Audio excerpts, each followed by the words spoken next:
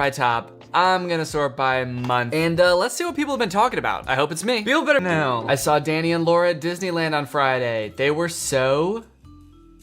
Greg? They were so Greg. I guess it just says they were so, and then Greg is like the tag on this. That's kind of fun. Yeah, I remember meeting these kids. They were really cool. They were really nice. He was making this face the entire time, and it was pretty funny. So I appreciate it. Shout out this kid. Shout out all you guys. They were really nice. Oh, I see you photoshopped my face here to match his face. That's very cool. I think because he was making that face the whole time, I kind of thought he was like joking. And so I said something like, oh, should we all make that face for the picture? But then he didn't acknowledge what I said and just kept making that face. So I don't know if he was joking. They were so nice. Okay. They finished their sentence. Lovely cliffhanger. Yeah, I gotta say. They were so what? What were they? You go in the comments and it just says, they were evil. Never been to Disneyland, but to meet Danny in real life would be so much better. That's very flattering, but Disney has the Star Wars land now, and going there was honestly one of the best experiences of my life. I felt like a little kid. You can see from the picture I'm wearing a Star Wars shirt. Wait, all right.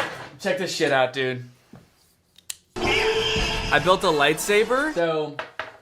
think you spoke a little bit too soon when you said that, because you probably didn't know they had the Star Wars land. Someone said what was happening in the second photo because they photoshopped my face. Yo, what the fuck happened? Did his face really look like that? My face is like a totally different color than the rest of my body. Suddenly my sunglasses are gone and then they're back in the next picture. That would be mad impressive if I could do that on the fly, dude. Just all of a sudden, and then back to normal. Sunglasses off and then back on again. His face is purple and then it's back to normal. Where is Laura, someone said? You can't see her? She's in Danny's right hand. Okay, I'm holding like a cup of Coke in my right hand. Nah, yeah, I was carrying her around in that cup because she got tired, you know? She's really small. Just renamed my gecko Grego. Oh, shit, dude. Is this the same gecko as last time? I mean, I assume it is. I don't know how many people own a gecko that looks like that, but let's see. I'm gonna go to this person's profile. Is this the same gecko? Wait, maybe it's not. Is it not the same gecko? Because really, I wanted the other person to name their gecko Grego. I don't know who the fuck that gecko is. That's a new gecko. Okay, now I gotta go back to the last subreddit video and check to be sure. Okay, come on, where was that shit? Bro, where was the gecko? Grego. Oh, there it is, okay. Groovy Island is the original poster of the original gecko, and this is Beetroot Squash. Dude, this is a different gecko.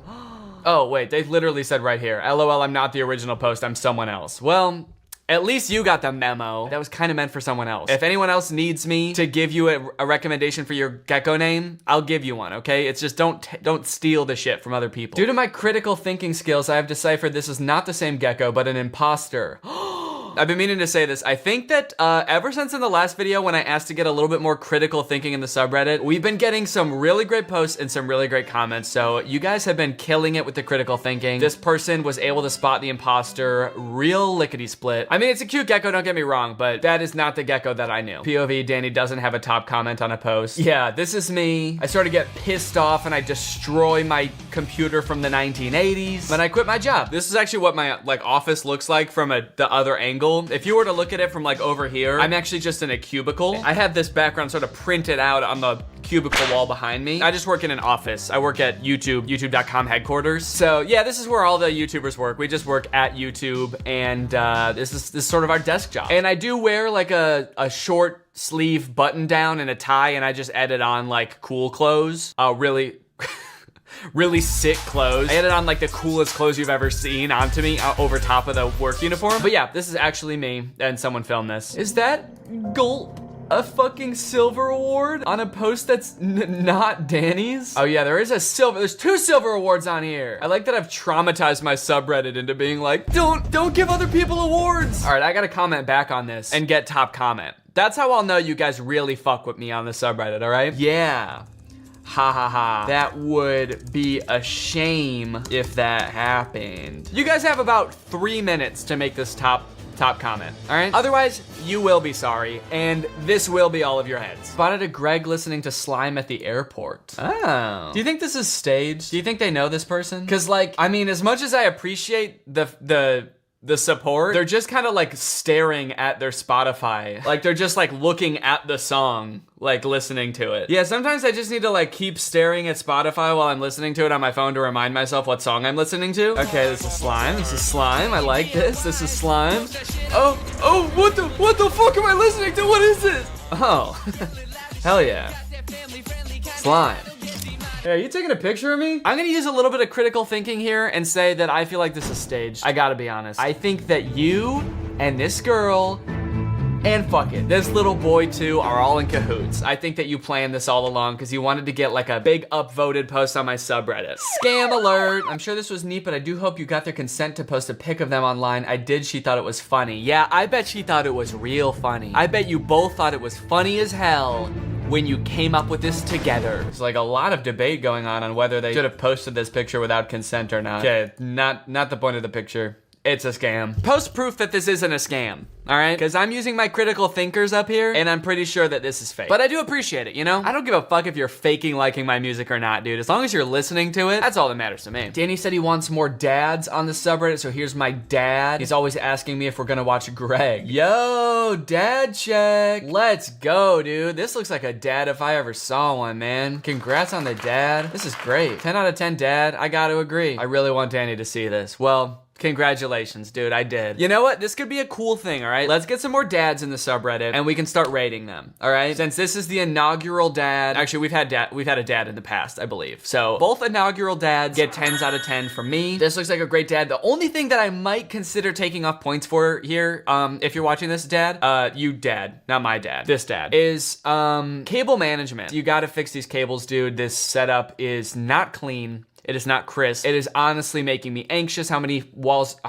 cables are hanging from here. I get it, dude. You're raising some kids, you know, you got a great one here. You've got Greg Gonzalez, which is very similar to my username, Danny Gonzalez. Feeling a little bit of stolen valor there, especially with all of these rewards on the post. That's kind of fucked up. Look, I get it, dude. You got things to do. They make kits that help you do it and run cables through the wall. So if you are considering posting on here again, please get that done before you do. Because Greg Gonzalez, if you post your dad on here again and this isn't taken care of, I'm going to have to take off points for that. But as of right now, I'm willing to let it slide. 10 out of 10 dad. Cute dad. How long have you had him? About a year now. So he's house trained. Patience is key. Doesn't look very house trained to me, dude. Those fucking cables are everywhere. All right. I'm sorry. Sorry. Doesn't seem like he's trained on how to put together a house. He may be house trained, but he's not home trained, all right? This is a house, not a home, as long as these cables are dangling. Emperor's New Groove was amazing, but this is art. Yeah, honestly, I think this might have been the most creative thing I've ever done. This is me and my friend Tim, who you may remember from the Emperor's New Groove costumes, and we were disintegrating Avengers. He was Doctor Strange, obviously, and I was Spider-Man. Yeah, I think this is the most clever thing I've ever done, hands down. Thank you for all the appreciation on this. I think it was pretty sick, pretty tight. French horn guy in my music class looks identical to Danny. Okay, I guess kind of. I don't know how you know he's French though. Like what makes him French? I don't get that.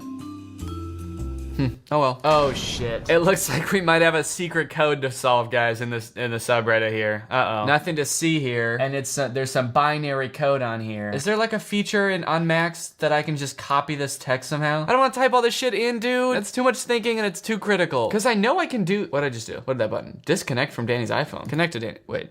What just happened? Oh, shit. Okay. I sent it to my phone. Binary translator. Okay. There we go. Oh, shit. Guys, look, I pasted it in and it's a YouTube link. Guys, we are going to crack the code right here and right now. Let's see what this shit is. Can we get a little bit more critical thinking in the subreddit, please? What the fuck? Come on, man. What the hell? Oh, I've been hoodwinked. Let me just see real quick, because I feel like I might be getting double duped. Is there another secret code in here somewhere? Me being hopeful that I can redeem myself? Yeah, there's gotta be something I'm missing here. There's no way they just rickroll me to fuck with me. There's gotta be some kind of like compliment in here. Danny, really nice job or something in binary. Okay, nope, I'm not seeing anything. Did anybody else type it in? Let's see. Really cool picture. I'm glad there's no secret message. Can't wait for Danny to decode this one. Okay, someone typed out what they think I'll say when I look at this. What? I'm not doing this again, dude. You're parking me. Probably meant pranking. Playing some little pranky pranks, and I'm not falling for it. Long pause. Fine. Okay, I didn't say any of that shit. Especially not the pranky pranks thing. At least I don't think I did. Can we get a replay? Did I say any of that shit? What did I say when I first saw this? Oh shit. It looks like we might have a secret code to solve, guys, in the subreddit here. Yo! Okay, we got some fan art in the subreddit. Now this is pretty cool. Oh, you got other fan art in the background too? You got some Anus Unis or whatever? Is that what that channel was called? Anus Uranus? Yeah, I'm pretty sure it was. Yo, this is really good. I look freaking sweet in that. I love the colors. That's amazing. Oh, Unis anus. Uno butthole. Props to you, dude. This is awesome. For this post, I will allow 1 award to remain on this post, and the rest mods will be transferred to me. This is really cool. Nice job. Dude, this is so cool. I hope Danny sees this. Does he have a P.O. box? Maybe he'd hang it up in his office. You know what? I don't have a P.O. box. I thought about getting one in the past, but it kind of sounds like a lot of hassle, and also I'd be worried about people sending me like anthrax. So I will not be opening up a P.O. box at this time, but this is very cool. And you know what? It's so cool that I want you to have it. You enjoy it. You've earned it. Hang it up in this frame, in fact. Take that butthole fan art out of your frame and go ahead and slap my face in there, please. Drew Danny in the peanut style, I don't know why. All right, I dig it. That's pretty cool. Digging my bell-shaped body. Very becoming of a young man. Okay, this one might be interesting. What is this boy band name called? We got Drew, we got me, we got Curtis. Let's see what people think we would be called if we were a boy band. Let me come up with a good one off the dome real quick and then see how it compares to everybody else's. What would a boy band with us three be called? I've seen people like abbreviate the three of us before as DGK, because it's like Danny Gonzalez, Andrew Gooden, and Curtis. And that's kind of fun because it's kind of like BTS or NSYNC, which are kind of like plays on letters and shit. Boys Who Cry. Straight from the Vine, dude, that's good. Fresh off the Vine. That's pretty good. Is that too long to be a band name? I feel like a band name has to be like one or two words, not 1 or 2 syllables. 1 syllable would just be straight. That's a cool band name. Straight. Look at us. We are so straight. My suggestion for Danny's interior. Oh, good. We got another design. It's nutcrackers. Thanks. That would be, I'm gonna love sitting on this throne next to these nutcrackers. That's awesome. Designed Danny's room based on his real hobbies. Oh, thank you so much. This is perfect. Oh, look at that. You got all my favorite things. You got cosplay. You got grapefruit con. Oh, that's so cool. All the different US states I've been to. Oh, and my trophies from my time in the NBA and FIFA. Thank you so much. And my little soccer mug. I'm gonna do this for sure. This is definitely yep. Oh, this is sick. I created Danny Gonzalez room in CG. Wow, that looks like super realistic. That is very cool, dude. How the frick did you do that? I dig it. I'll do it. Shit, I'll do it right now. All right, I did it. Here I am. I'm in the new background.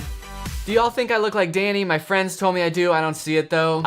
Yeah, I'm pretty sure this is a scam. Okay, so you do look like me, in fairness, but I'm pretty sure that you used FaceApp again and you're trying to trick me. Better not be another trick. I feel like it might be. I don't trust anyone now. You know, let me click on your profile and see if you've got any other pictures. Then we'll figure out if this is a scam. They don't. That's very suspect.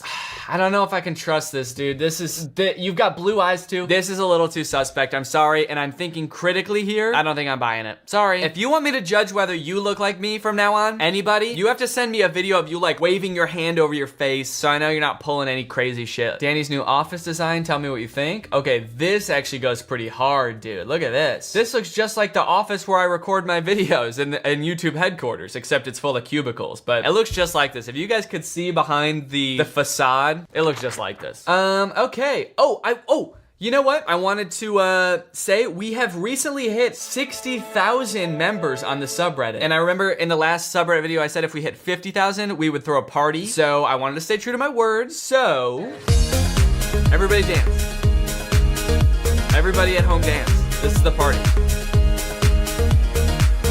All right, thanks for coming to the party, guys. That was really fun. I'm a man of my word. I keep my promises. Oh shit, okay. Cleaned up Danny's office and now it's banging. Another person recreated it in CG. This is like a 3D model of my room. And there's a bang can in the corner. Yeah, that's how you know this shit's gonna be epic. All right, let's check it out.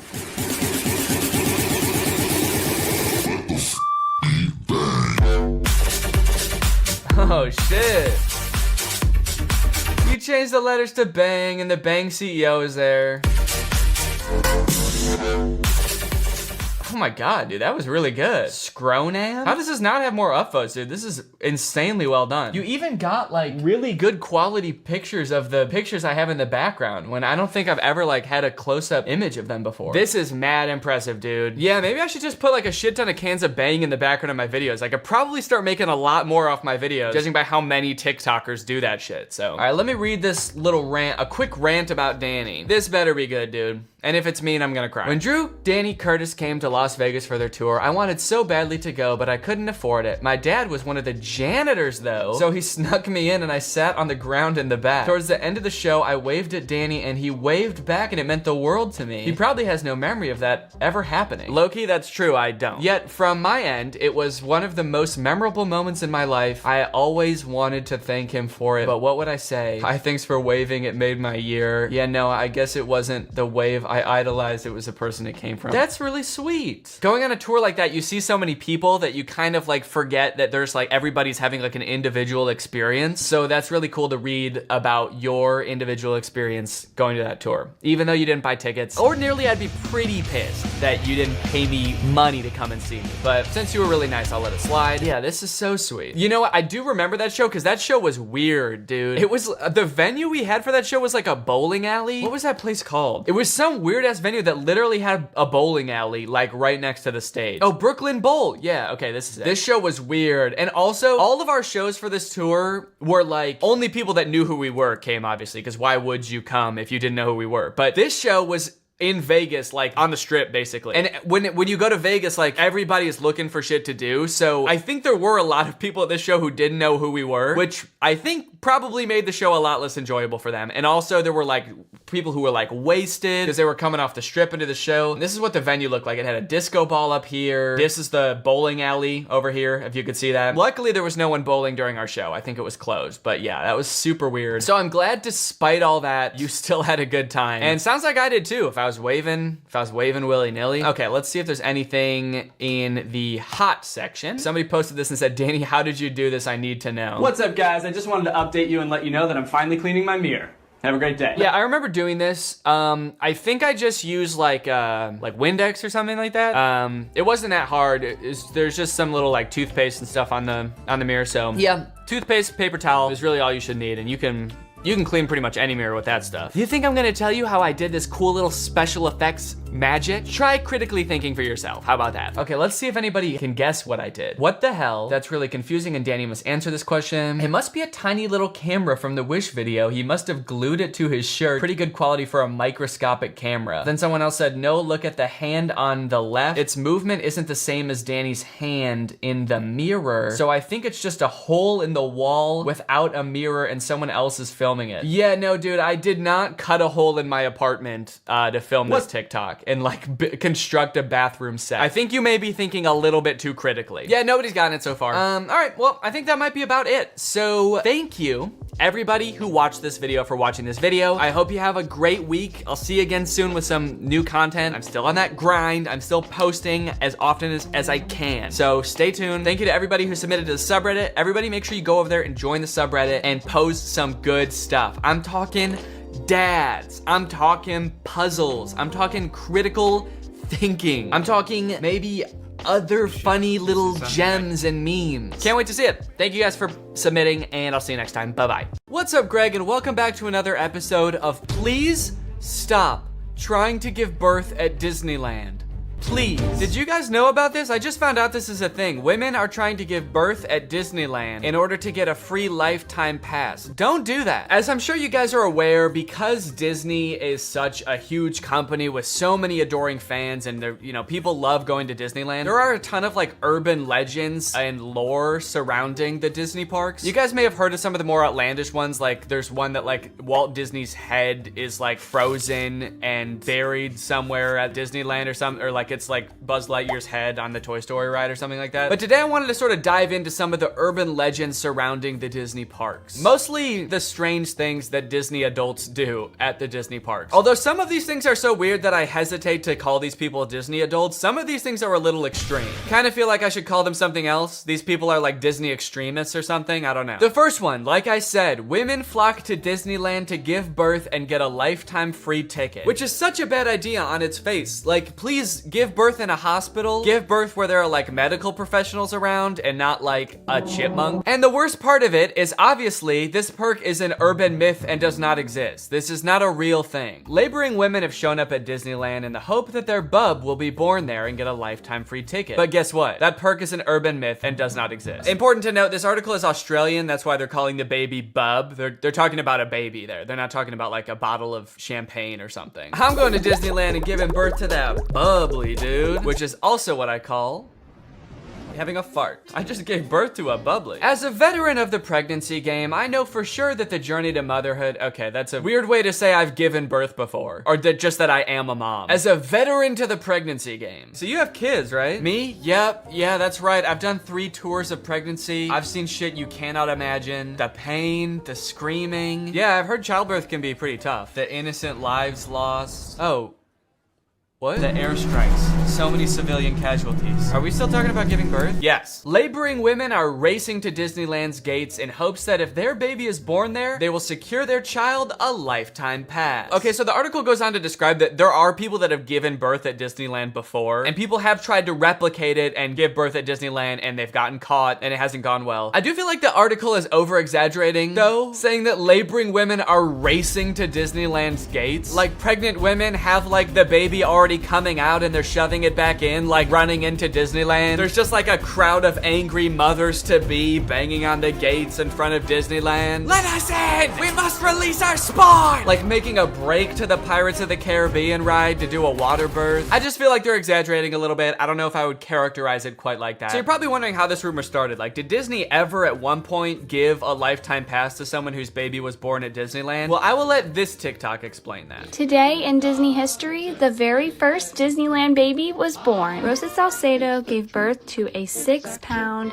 10-ounce baby girl on a bench on Main Street, USA, right outside of the Plaza Inn. Can you imagine visiting Disneyland as a family of 2 and coming out as a family of 3? Yeah, I can actually. But not because I'm gonna give birth. I'm gonna kidnap Donald Duck. You're my child now, Donald. The perfect happy family of 3. Husband, wife, and my uncle Donald Duck, who I've been holding at gunpoint for the past 16 years. There have been 4 babies born at Disneyland, and all of them have been girls, but only one has their own Disneyland birth certificate. So that might not have sounded significant, but that's actually how the rumor started. The first baby that was born there, Teresa, got a birth certificate that was just like a Disney birth certificate that says like, this is the first baby to ever be born at Disneyland. And I guess like word got out that this baby got some kind of special certificate, and then people just started assuming like, oh, that's a lifetime pass. That baby got a lifetime pass. And from that moment on, has just been a rumor that if you give birth at Disneyland, your baby gets a lifetime free pass. So honestly, if you're like that big of a Disney fan and you do this, you don't even get a lifetime pass. You still have to pay to go to Disneyland. It's just your baby that gets in for free. And I kind of feel like babies get in for free to Disneyland anyway. Is that true? Children under the age of 3 get in free to all 4 theme parks and 2 water parks at Disney World. There you go. You want your kid to get in free to Disneyland? A better conspiracy would be just pretend they're 3 years old for their entire life. That shit could actually work. The article goes on to talk about a time where someone has tried to sneak in to give birth at Disneyland, and they hid in the bathroom while going into labor until I guess employees had to like assure her that her baby would not be getting a lifetime pass, and then she was like, oh, okay, fine, then I'll just go to the hospital. Once they assured her that she would not be receiving a lifetime passport, she came out and accepted the ambulance ride to Western Medical Center where her baby was born shortly thereafter. I don't know about you guys, but it kind of sounds like she failed the test. If you know anything about Disneyland, you know how well the cast members there, all of the employees, all the staff, all the people in costumes are trained to like respond to every circumstance. It sounds like you just entered the giving birth at Disneyland experience, and honestly, you didn't make it to the end where you get the prize. It also says that this discussion board, The Laughing Place, has some hilarious forum chats about this topic. So I guess other people have been like sharing stories about this happening on this forum, but when I clicked on it, it turns out that it doesn't exist anymore, which kind of sucks because I wanted to find out more times that this has happened, but honestly, it is probably for the best. Kind of sounds like they were talking about some pretty sick shit in there. You think you're gonna go to a Disney forum and see people talking about like, my favorite movie's Coco, but instead you see people talking about like, I'm gonna give birth inside of Pluto's house. I'm gonna go to Disneyland and get fucked by Goofy, and then Goofy's gonna be the father of my child, and I'm gonna give birth on It's a Small World. And I'm gonna make Elmer Fudd cut the umbilical cord. Is Elmer Fudd a Disney character? I actually don't think he is. But he's gonna be there anyway. And then me and my freak mutant, half goofy, half human child will both get lifetime passes. Free pass for life for my little freak. Passes or not, being born in Disneyland is a pretty cool claim.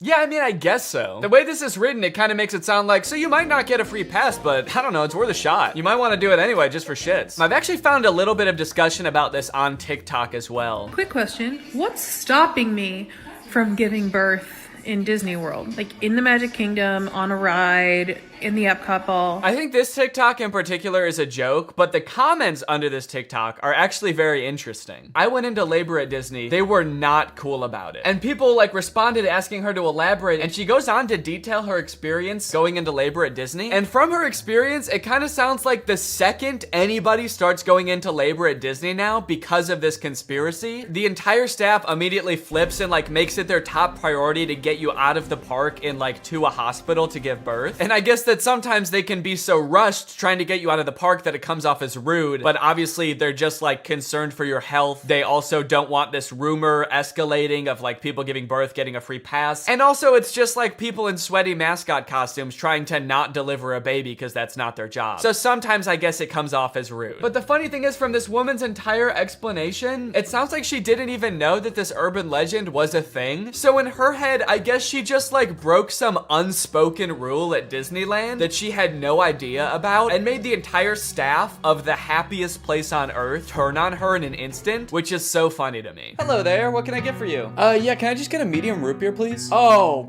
great. Oh, great, another guy here to put his balls in the root beer.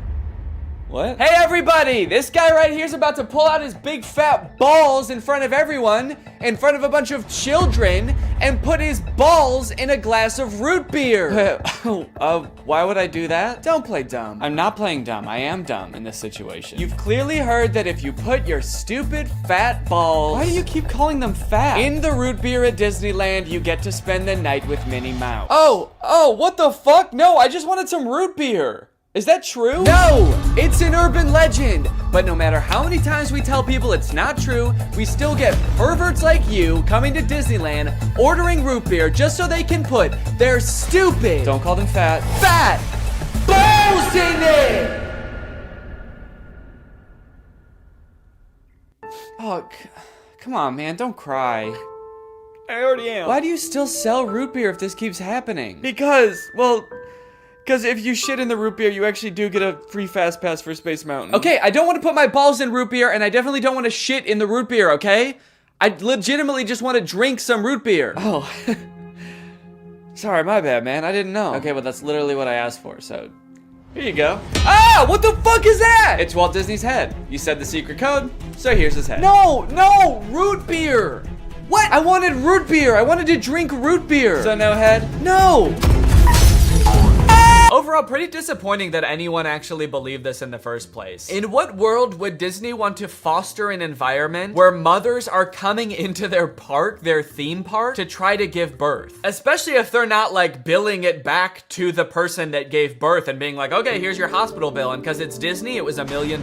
Now, by now, it should be no surprise to you that there are some people in this world that want to spend every waking moment of their lives at Disneyland, especially their most precious moments in life, which is why you can also get married at Disneyland. Let's take a look at some of the craziest places you can get married at Disney World. Starting at $12,000, you can get married at the Haunted Mansion in Disney World. But just like expecting mothers trying to sneak into the bathroom to pop out a quick person, couples are of course also trying to cheat the system and avoid paying to have their wedding at Disney. So they'll just like sneak in with like themselves, maybe a couple family members and an officiant, and just like have the wedding in like a somewhat secluded area of the park. Here we have an article that details a San Diego couple sharing their secret Disneyland wedding story. Not many people can say they secretly got married in Disneyland's Sleeping Beauty Castle. 2 years ago, Gabriel and Andrea had been saving up for their dream wedding at Disneyland. However, when they began looking for wedding options at the park, the couple said that the cheapest option was $12,000. Instead, they decided to spend their life savings on a house. Great move, honestly. No complaints so far. That's a very wise choice. So Gabriel and Andrea decided to have a secret wedding at Disneyland. The couple gathered Gabriel's oldest daughter, an ordained minister, a witness, and packed their bags, heading for Disneyland for what they called a guerrilla-style wedding. Now, I don't know much about weddings. I've only had one, but I do know that you don't generally want to have them guerrilla-style. Like when we were planning our wedding, that word almost never came up, I don't think. Just imagining them describing their wedding afterwards, like, yeah, it was so romantic. We hid in the bushes for 8 hours in the hot Florida sun wearing camo paint, waiting for the crowds to die down. You know, just sort of waiting out the crowds and the gunshots, the airstrikes. Airstrikes? Then we popped out and I said I do. Happiest day of my life. Here's my favorite picture of the big day. Now buckle up, because this next urban legend is about to get nasty. Quite literally, this is disgusting. Like I said, the most devoted Disney fans would probably spend forever at Disney if they could, but maybe they can. For years and years, the Haunted Mansion has been the home to an endless supply of Disney myths and legends. But the attraction's most prevalent and persistent rumor is that guests regularly spread the remains of their friends and family inside the ride. This can't be true though, right? It is 100% true. Yes, that is right, and I don't want to bash anybody's final wishes. I know that that's a very personal thing, but spreading human remains in a public place that people are like walking around and touching? Please don't do that. Or you know what, I should say, because I feel bad for people who are just trying to honor their dead relatives' wishes or whatever. If you're alive still and you're watching this video and that's gonna be in your will, please take it out. Don't make people do that on your behalf. Honestly, I am a little relieved that people are sticking to like spreading ashes at least, because there are a lot of different ways to dispose of a body. It was actually my grandpa's greatest wish to be laid to rest at Disney. Oh, that's sweet. You're gonna scatter his ashes around at the park? Not exactly. The Haunted Mansion probably has so much human ashes in it, it's not even funny, said one Disneyland custodian. Blah! That is the nastiest thing. Oh my God. Don't do that. Do not do that. Please. People scatter their loved ones' ashes in the Disney parks monthly. Can you imagine just like being on a ride and the person next to you is dumping out ashes? Disney employees are literally aware of this too. They have to follow special protocols every time this happens. The custodians are used to identifying and vacuuming up these ashes. I don't know why I was surprised to hear they vacuum them up. Of course they do. It's a literal human corpse, basically. Of course they get rid of it. The people who are like requesting this happen to their bodies must know this, right? They must know that some custodian that does not willingly work in like a morgue or something is going to have to take care of that. This sounds awful for everyone. If you're the custodian, you have to vacuum it up, but if you're the person that just lost someone you care about, you have to know that they're just gonna vacuum it up. They might even make you watch. They have you come identify all the places that you scattered the remains, and then they just like make eye contact with you while they're vacuuming it up. This is going in the garbage now. We're gonna throw this in the garbage now. Say bye-bye. So when you're laying them to rest in the happiest place on earth, you're actually condemning them to forever in the suckiest place in the world. Yes, that is a very funny joke. And people will put them anywhere too. Like flower beds, bushes, the lawn at Magic Kingdom, outside the park gates. Outside the park gates? They'll put this shit anywhere too, outside the park gates, on the highway on the way home, the McDonald's across the street, Universal Studios, shit anywhere. It doesn't really matter. I feel so bad for the employees that have to deal with this, honestly. That would be so scary. Honestly, even as a patron, I honestly like going to Disneyland every once in a while. I think it's pretty fun. But next time I go, I am going to be terrified that I'm like touching human remains at all times. Especially now knowing that they put them everywhere. I'm gonna be eating a turkey leg and wondering like, is this actually some guy's leg? They're most frequently dispersed around the Haunted Mansion, which is kind of perfect if you ask me. Okay, this girl's actually a little bit too into it. But now this whole ashes thing, which is not really an urban legend, is actually true, has actually spawned urban legends out of it, as you can see here. Have you heard of the legend of the crying boy at the Haunted Mansion in Disneyland? The story goes a mother spread her son's ashes without permission from Disneyland, and you can see him crying as you're exiting the ride. Spooky. I wonder why he's crying. Maybe because his ashes are in a vacuum. Maybe because he was a little boy and his mom spread his ashes in the scariest ride at Disneyland. The mom was like, yeah, my son used to love this ride. Every time we would get on it, he would be screaming and crying and shaking because he was so happy and excited. So I decided this is the perfect place for him to spend the rest of eternity. In a rundown castle of pure terror. It's what my darling little boy would have wanted. All in all, it seems to me that Disney, this giant corporation that owns like every media property known to man, has their grubby little fingers wrapped around people a little bit too tightly. It's like you already have every movie and TV show. Do you really need people like begging to spend their entire lives at your theme park also? But even still, with people spreading their loved ones' ashes at Disney, people trying to give birth at Disney just to get free tickets, Disney is still trying their best to immerse you in their parks as much as possible to make you never want want to leave. Recently, Disney opened up the Galactic Star Cruiser Hotel, which is a Star Wars hotel and experience. I think it's like a 2 or 3 day long experience where you are like in this hotel. There's like a story that you have to follow about shit going on around you. It seems very immersive, and to a pretty big Star Wars fan, honestly, it sounds pretty cool. But it is also $5,000, and instead of windows, your room has a screen that just shows a video of outer space playing. So, you know,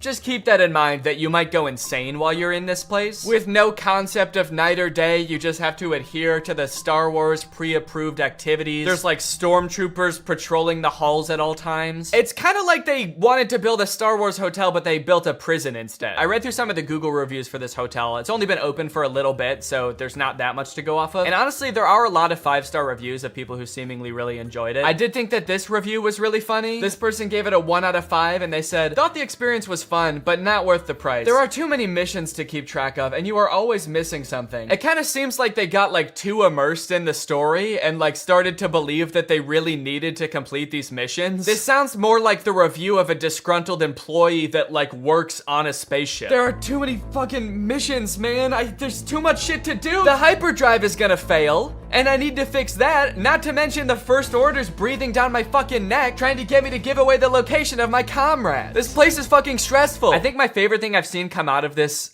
Star Wars hotel is this apparently now deleted ad for the experience that says, strike unlikely alliances in your very own Star Wars story. Apparently when you come in, you can decide if you want to be like on the good side or the bad side. So holy shit, this place is metal, dude. This goes hard. It's crazy to me that you actually can choose to be on the side of like the evil intergalactic fascists, basically. You and your preteen daughter can don First Order uniforms and betray one of your favorite character's trusts, Chewbacca, giving away his location and leading the First Order directly to him, who will take him away to be tortured and then eventually executed. It might be a little too immersive. It might be. We're gonna start hearing people come back and you're gonna be like, how was your trip? You went to the Star Wars hotel, right? And they'll be like, the guilt over my actions will haunt me forever.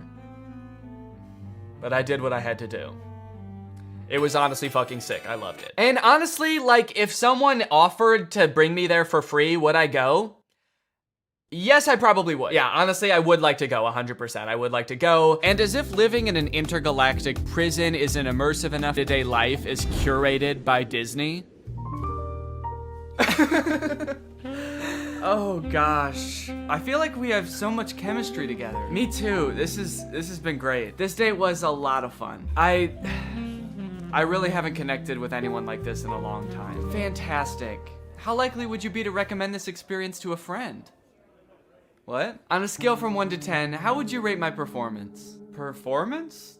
I thought you were just like genuinely interested in me, like romantically. Oh, perfect. So a 10 then? I really opened up to you. And you opened up to me. That's all just part of the story living experience. It's Disney magic. So that whole story you told me about how sad you were that you had to release your pet into the wild because it had grown to be wild. That was the plot of The Fox and the Hound. What the fuck is wrong with you? Thank you for riding Disney's Love Connection. Please make sure you pick up all your belongings as you exit the ride. Are you an animatronic? Please do not try to fuck any of the animatronics. Are you all animatronic? Have a lovely day here at Am I the only person that lives here? Anyway, that's the end of the video. It's time to talk about our sponsor.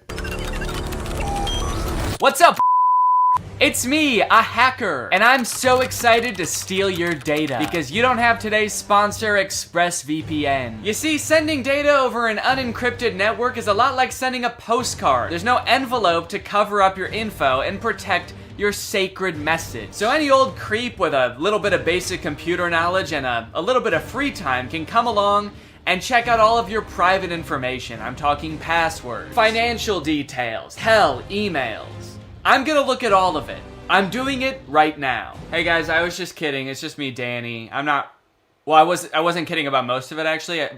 Just the part about me being a hacker, but the rest of it is true. Oh, there's not enough light on my face now. Can I just sort of illuminate my face with this? Luckily, today's sponsor, ExpressVPN, is here to help. Because ExpressVPN encrypts all of your network data with their best-in-class encryption. It would literally take a hacker using a supercomputer billions of years to crack this encryption. ExpressVPN has the fastest speeds out there. They've got 24/7 customer support, and ExpressVPN is extremely easy to use. You can fire it up and get connected with just one click. I've got ExpressVPN on every device that can have it, just to have a little bit of extra peace of mind when I'm out and about, especially on public Wi-Fi. So if you want to find out how you can get 3 months of ExpressVPN for free, then head on over to the link in the description. That's expressvpn.com/Danny Gonzalez. That's expressvpn.com/Danny Gonzalez. Thank you, ExpressVPN, so much for keeping us safe, but also sponsoring this video. Thank you to you guys for checking out ExpressVPN. When you click on the link, it really helps to support my channel, so thank you for that. All right, thank you guys for watching this video. I hope you enjoyed it. If you're new here and you're not subscribed yet, make sure you subscribe and turn on my notifications to join Greg. Greg is what I call my army here on YouTube. We are a ruthless army whose violence and terror knows no bounds. Please subscribe and turn on my notifications to join, and I will see you next time. Bye-bye. What's up, Greg? I hope you're all having a great day. Welcome back to my channel. This, of course, is another episode of Danny Gonzalez. You guys know I love shitty low-budget movies, and especially animated ones, because I feel like animation is so ridiculously hard to do well. It requires so many people to do well, and so many talented people to do it well, that when you try to half-ass it, it will always come out just awful. Such was the case when we reviewed that B-movie ripoff, Plan B, which was terrifying. But it turns out that the world of animated movie ripoffs is bigger than I thought, and a lot of people have requested that I cover more of them, which brings us to today's movie, Ratatouille. If you couldn't tell by the title, Ratatouille is a ripoff of the movie Ratatouille. Ratatouille is a very good, critically acclaimed movie made by Disney in 2007. Ratatouille is a very bad movie, probably made by one dude in his basement, also in 2007. The marvelous city, land of sun and heat, with one of the most beautiful urban skylines in the world. This is a prosperous city.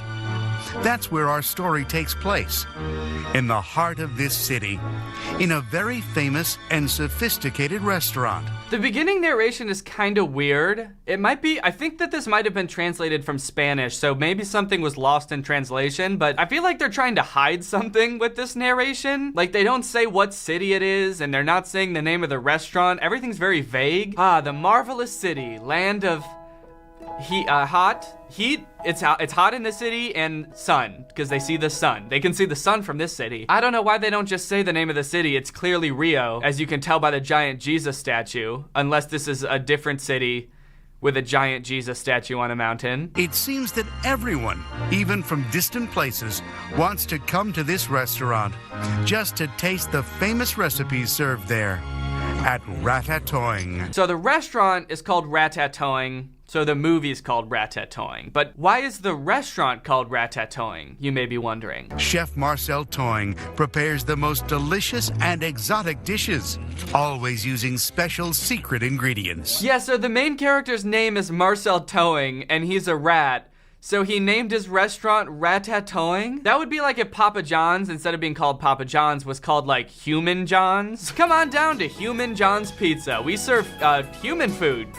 For humans. We swear it's meant for humans. So in this introductory scene, it spends like a really long time establishing how much everyone likes the restaurant. It shows all these different couples and families at their tables talking about how much they like the food. There's this old couple talking to the waitress about how good the food is. Oh, I must say that smells delicious. Did you have any doubts, sir? There's no doubt about that here. Their food is always guaranteed to be delicious. It's so nice of you to say so. I'll tell Marcel he loves compliments. I hope you will tell him.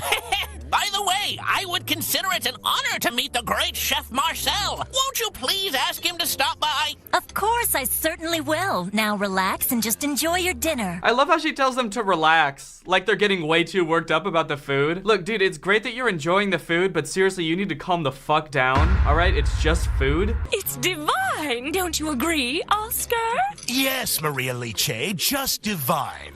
Indeed, this restaurant is very good, Maria Liche. You are absolutely right. Oh! Okay, we can't get too far into this movie without talking about how the characters look, because it's horrifying. All of the male rats are the same model, just like different colors with different facial hair or like a hat to differentiate them. And all of the female rats are exactly the same, but with just different hair and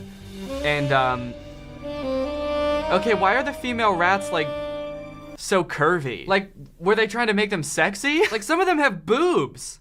This one has boobs, and she's got real human curves. She's thick. The rat's thick. I guess some Disney movies also do that. Like the rabbit in Zootopia is low-key kind of thick. But at least when they give the animals boobs in Disney movies, they put clothes on them. At least they make them modest, sexy bunnies. This rat's got boobs and a big butt and is naked as all heck. Also, I know that this is a little bit nitpicky, but female rats have 12 nipples. 6 on each side. They just kind of go down like that. So what the fuck happened to the rest of her boobs? And I do understand that all of the rats are walking on 2 feet in this movie, so the fact that she has 2 boobs instead of 12 is kind of small in comparison to the fact that all of these rats are walking on 2 feet, but it's just anatomically incorrect. Like, if you're gonna give her boobs, give her the right amount of boobs, you know? Hello. Well. Oh God, that walk. Oh no, why does that rat have such a sexy walk? It's a rat. You don't need to give the rat a sexy saunter when she walks into the room. She does not need to walk into the room with that sexual energy. It's also this combination between, like, they shouldn't have animated the rat to look so sexy, but also they did a really bad job of it. Like, look at how her hands move. Hello, just a sexy rat coming to check on the food. How's it going in here? Okay, anyways, back to the plot. Business is going great at Ratatouille. It's the most popular restaurant in town. They always have the best ingredients. Everyone in the restaurant is constantly raving about the food, and tonight is no exception. In fact, it's one of the busiest nights they've had in a long time. It's going so great, in fact, that little Marcel, the chef, looks a little bit overworked. It's turning out to be some night tonight, huh, Marcel? Yeah, you're right. So far tonight, I've been asked to make 12 olive creams and soda. So, is it ready? Well, almost. Tell me, has the party at table 4 decided their order? Yes, he ordered tonight's special, the larva pie. Carol, why didn't you tell me sooner? You know perfectly well that dish requires a lot more time to prepare than other dishes. You've got to take it easy. Calm down, Marcel. What the hell? She walks into the room and he's like, hey, has table 4 decided what they want to order yet? And she's like, yeah, they want the larva pie. And he's just like, Carol! What the fuck? Why didn't you tell me sooner? What the fuck, Carol? Carol! Like, dude, what are you talking about? She told you the order as soon as she got it. That's why she came into the room. What, did you want her to tell you the order before he ordered it? Needless to say, it seems like the stress of single-handedly cooking for this entire restaurant is really getting to Marcel. Maybe they should hire some other chefs. I mean, it is kind of impressive that seemingly the biggest restaurant in this entire marvelous city only has 1 cook. And throughout the movie, you start to realize that every time it shows him cooking, all he's doing is just stirring this big cauldron of brown liquid. It's pretty amazing that he's able to make this variety of dishes that are revered throughout the city just by stirring this pot of brown liquid. Oh, you want ice cream? You want some ice cream? Yeah, I'll just throw some ice and some cream into the liquid. Stir it up. There you go. It's a sundae. You know that the party at table 4 has changed his order again? Now he wants Let me guess. He wants the spicy, fatty, and crisp spaghetti. Precisely. That guy always ends up ordering the same thing. I'm glad you know the ordering habits of your clientele.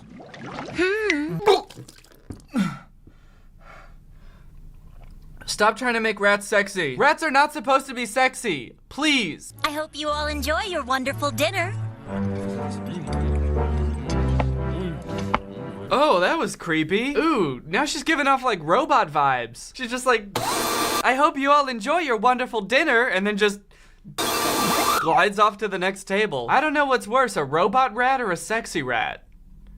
Vote now. Eventually, everyone starts asking if they can meet the chef. I must say, I agree that this food and the service are both wonderful. Thank you, sir. And may I say we're very glad you feel that way. I hope it's not inconvenient, but I would really love to speak to the chef. Everyone starts asking the waiter, like, can we talk to the chef? We want to ask him about the food. How does he make the food? Which is, I feel like a weird thing to do in itself. I've never been to a restaurant and had food so good that's like, I have to meet the chef. I need to talk to him and let him know how much he means to me. But I guess the rats are used to eating trash. Like, they've eaten trash all their life, and then this is good food, so maybe I would be a little bit skeptical too. Like, where'd you get this good food? I'm a rat. I'm used to eating trash. But then they all end up getting like super worked up about it in a really creepy way. Like, they all really want to talk to the chef, and they're being super insistent on it. I'll go into the kitchen and see if he might be available to come out and meet you, sir.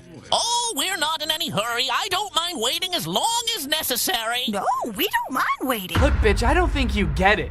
All right? That chef back there changed my life, and I'll wait here as long as it takes, until I get to talk to that beautiful man you got back there. I just want to talk. Anyway, finally Marcel comes out to answer all their questions, and they're all asking him, like, what does he do to make such great food? What's the secret ingredient? And this is what he says. Please tell me, young man, what is the secret of the great flavor in every one of the dishes you prepare? All right, I'll tell you. Oh, now's our chance. Now is our chance. He's actually going to say it. Quick, grab your notebook and write down every single word. The actual secret ingredient that can be found in all of the food prepared here is lots of... Come on, out with it. Lots and lots and lots of... With lots of?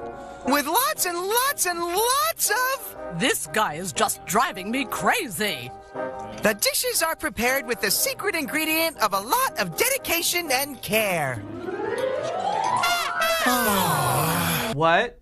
Dog, no one answers questions like that. I'm not mad at him for saying the dedication and care thing. I'm mad at him for the build-up. Why did he keep pausing in the middle? Why did he build it up for so long? That'd be like if your son was in the hospital and you're waiting in the waiting room and the doctor finally comes out and you're like, oh, finally, how's he doing? Is he all right? Well, actually, it turns out he's got lots of, oh no, lots and lots and lots of, God, no. Oh, okay, just tell me. I can take it. Just tell me. A whole lot of just oodles and oodles. Come on, man, you just gotta tell me, all right? Just so much. So much. Oh my goodness, I can't even believe how much. What is this? What are you doing? I don't understand. It's just so much. Holy shit, just tell me. He has so much life left to live. And so many supportive family members. He's gonna be fine. What the fuck? Okay, so finally, after that long-ass introductory scene, the restaurant closes, everybody goes home, except for Marcel, Carol, and Greg. Because tonight is Thursday night. And they do something special on Thursday nights. Greg, have you forgotten that it's Thursday night? Oh, I forgot we do something special on Thursday night. Also, we find out that the reason some of these rats want to know the secret ingredient so bad is because they actually own a rival restaurant. And apparently their restaurant has been failing miserably, so they've been eating at Ratatouille every day for weeks to try to figure out what his secret ingredient is. You know, I thought he was gonna reveal the secret. You mean our little secret was almost revealed? Listen, guys, I think we should just forget about trying to uncover the secret of Ratatouille's food. I just feel like they're wasting a lot of time eating at Marcel's restaurant when they could be, I don't know, running their own restaurant. So like maybe that's why it's failing, guys. Because instead of serving food during dinner time to your patrons, you're at a different restaurant, spending money there. Our only hope of returning to our success is to get rid of Chef Marcel Toy. Meanwhile, back at the restaurant, it's time for Marcel, Carol, and Greg to get suited up for their special Thursday night activity. Come on, Greg, it's time.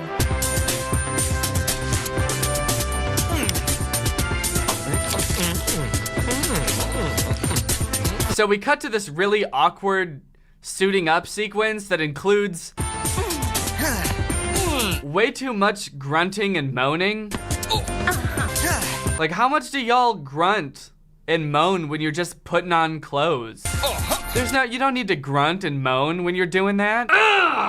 Yeah. Like, I just don't get, is it like that strenuous?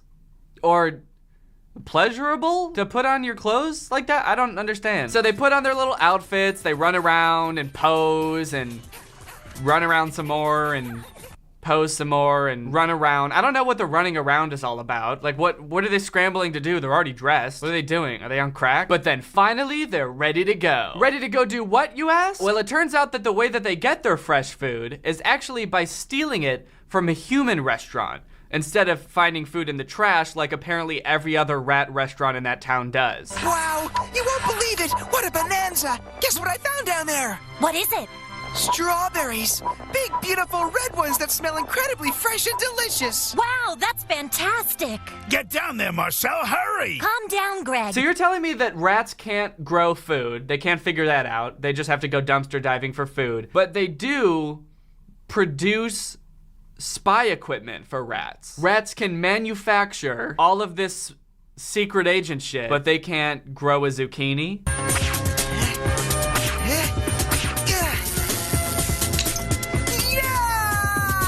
So apparently they do this every Thursday where they go to the human restaurant to try to get some fresh food, but this time there's a bit of a fiasco because while Marcel is hanging from the fan, Greg, who is a colossal dumbass for the entire movie, accidentally turns on the fan. What have you done, you clumsy idiot? Huh? You were wasn't me! It wasn't me! So Marcel is like swinging around at 100 miles per hour in rat speed, just screaming and hanging on for dear life, and Greg is just kind of standing there like, damn, I wish there was some way I could help, but unfortunately, I am just a rat. Hold on, Marcel, I'll grab you! Turn this crazy thing on! Greg, how did you turn that thing on? I think I pushed the switch! What switch? You push the button behind you! Did you say pull? No! Not pull the button! Push the button! Are you saying button?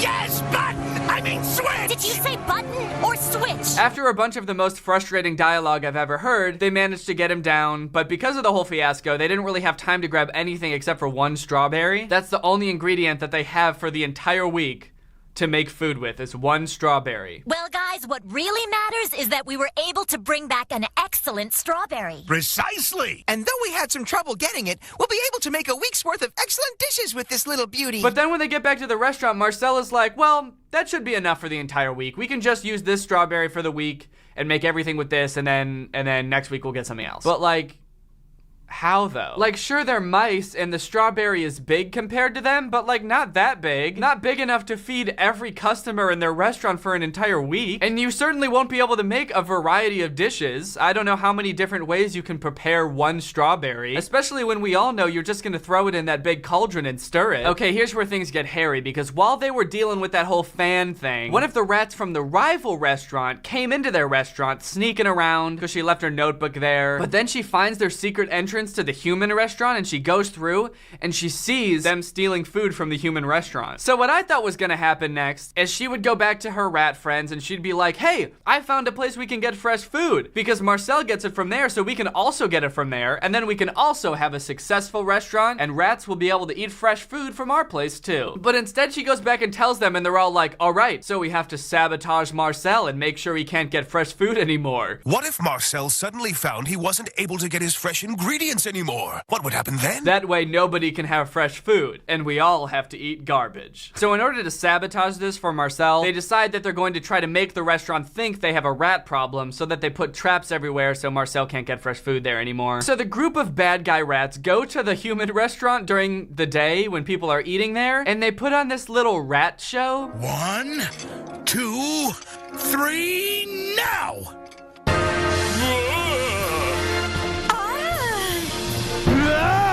And this scene is just a clusterfuck. I don't know how else to describe it. The rats are putting on this weird show where they're dancing and jumping around, but they're also moaning and groaning really weirdly, just like in that other scene.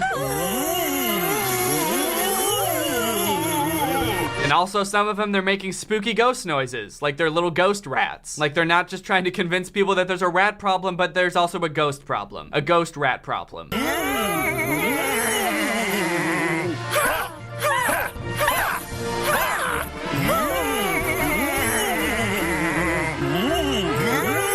The scene is so weird, they keep reusing the same shots over and over, like especially this one, which I really don't like. This shot looks like I awoke in the middle of the night and found that I was being haunted by 4 demon rats. 4 low poly, poorly animated moaning demon rats.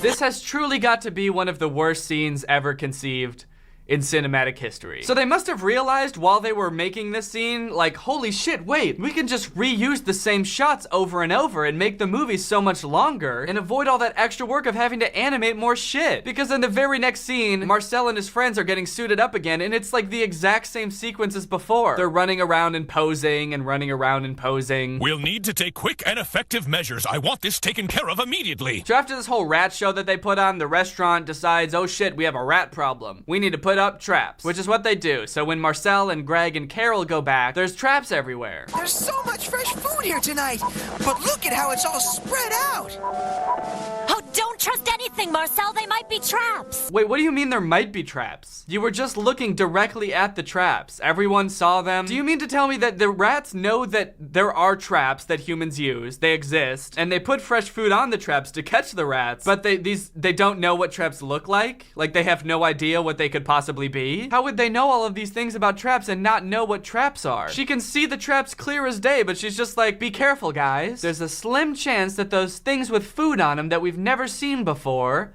are traps. But probably not. Be careful, Marcel. I have a bad feeling about tonight. What do you mean, Carol? Don't say things like that. Yeah, shut the fuck up, Carol. What's that supposed to mean? This is gonna be the best night of our lives. There's cheese everywhere, idiot. Oh, yikes. Hey, Marcel, are you okay? The food is attached to a trap. Oh, I guess he's fine. Damn. I was kind of worried for a second the movie was just gonna end there, like Marcel was just gonna get, you know, this is gonna get his neck snapped, and that was gonna be the end of the movie. The food is attached to a trap. I knew there'd be trouble. We never saw traps here before. Wait, I don't get it. Did she know they were traps? Because now she's pretending like she did. She's like, I knew there would be trouble. We've never seen traps here before. And now today, when we did see the traps, which we did, right? We all saw the traps. Today, when we saw the traps, something bad happened with the traps. Why didn't you tell him, Carol? Why did you just make it seem like there might be traps if you knew? Oh yeah, there's a lot different here. I'm gonna go check things out carefully. Yeah, good idea. We should check things out a little more carefully.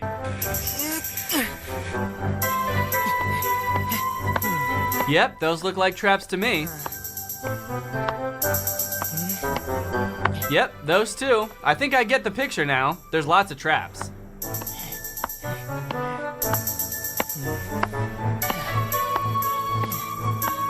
Oh my god, we get it. There's traps. Well, what do we have here?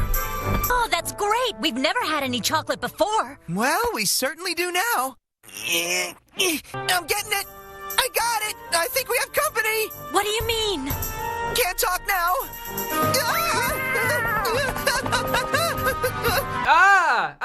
No! What? The cat walks on two legs too? This shit's gonna give me nightmares. Here, kitty! What are you doing, Marcel? Why are you calling the cat? You're nuts. Calm down, my friend. I have everything under control. Hey, Carol, Greg, check out the middle of the table. Look at all that delicious cheese just waiting to be taken. Hurry up! Make your way over here and get as much as you can! Oh, really? But what about the cat? There's no sign of him! I've checked everywhere! Look behind you!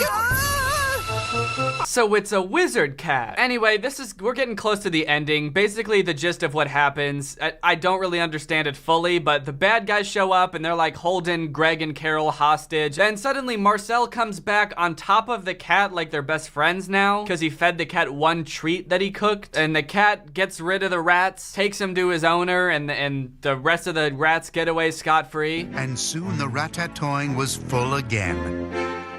Almost everything seemed to be back to normal. I heard those rats of ours were sent to an out-of-town laboratory. That's a pretty brutal punishment for those rats. All they ever wanted was to have a successful restaurant, and the punishment is they're getting sent away to be experimented on in a lab for the rest of time? Jesus, that's kind of dark. Anyways, that's pretty much the end of the movie. Everything goes back to normal after that. The cat is now their friend. He comes to the restaurant sometimes to eat, and he helps them get food from the human restaurant so they can keep getting fresh food. So in the end, nothing really changed. There's been no character development. The only thing that's happened is the bad guys are now being tortured in a lab somewhere. Well, I hope you guys enjoyed watching this movie with me. I know I did. But now it's time to talk about our sponsor. This video is sponsored by the Raycon E50 wireless earbuds, the only earbuds on the market that are currently in my ears. The Raycon E50s are the perfect earbud for any activity, whether it be just chilling watching your favorite movie or working out, because they're stylish, they're discreet, and the best part, they don't have those pesky wires hanging off of them like other headphones. If you currently work out with regular headphones that have wires coming off of them and you've never tried switching them out for wireless ones like these, holy moly does it make a world of difference. I seriously never realized how cumbersome the wire was until I started using wireless earbuds. These earbuds are made by Raycon, which is a company founded by Ray J, and celebrities like Snoop Dogg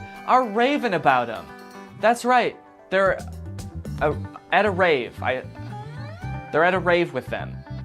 Or they just like them. I think that's what that means, is that they just like them. The Raycon E50s are about half the price of any other premium wireless earbud on the market. They're comfortable, they sound great, and if you go to buyraycon.com/Danny Gonzalez, you can get 20% off your purchase. Or just click that link in the description, baby. Thank you to Raycon for sponsoring this video, and thank you to you guys for checking out Raycon, because when you guys check out our sponsors, it directly helps this channel, it helps me keep making videos, so thank you for checking out our sponsors. Okay, bye-bye. Alright guys, well that's it for this video. If you're new here and you're not subscribed, make sure you subscribe and turn on my notifications to join Greg. We're the fastest growing army on the entire internet. Please do not look that up, it is true. If you want to come see me on tour this fall, there's a link to that in the description. It's wearetwodifferentpeopletour.com. It's gonna be a blast, so get your tickets soon because some of the venues have sold out. Alright, thank you Cute Kitty 3000 for turning on my notifications. You are truly Greg. I'll see you guys next time with a really interesting video where I try to do a backflip and accidentally do 300 backflips. Bye. This video is over now.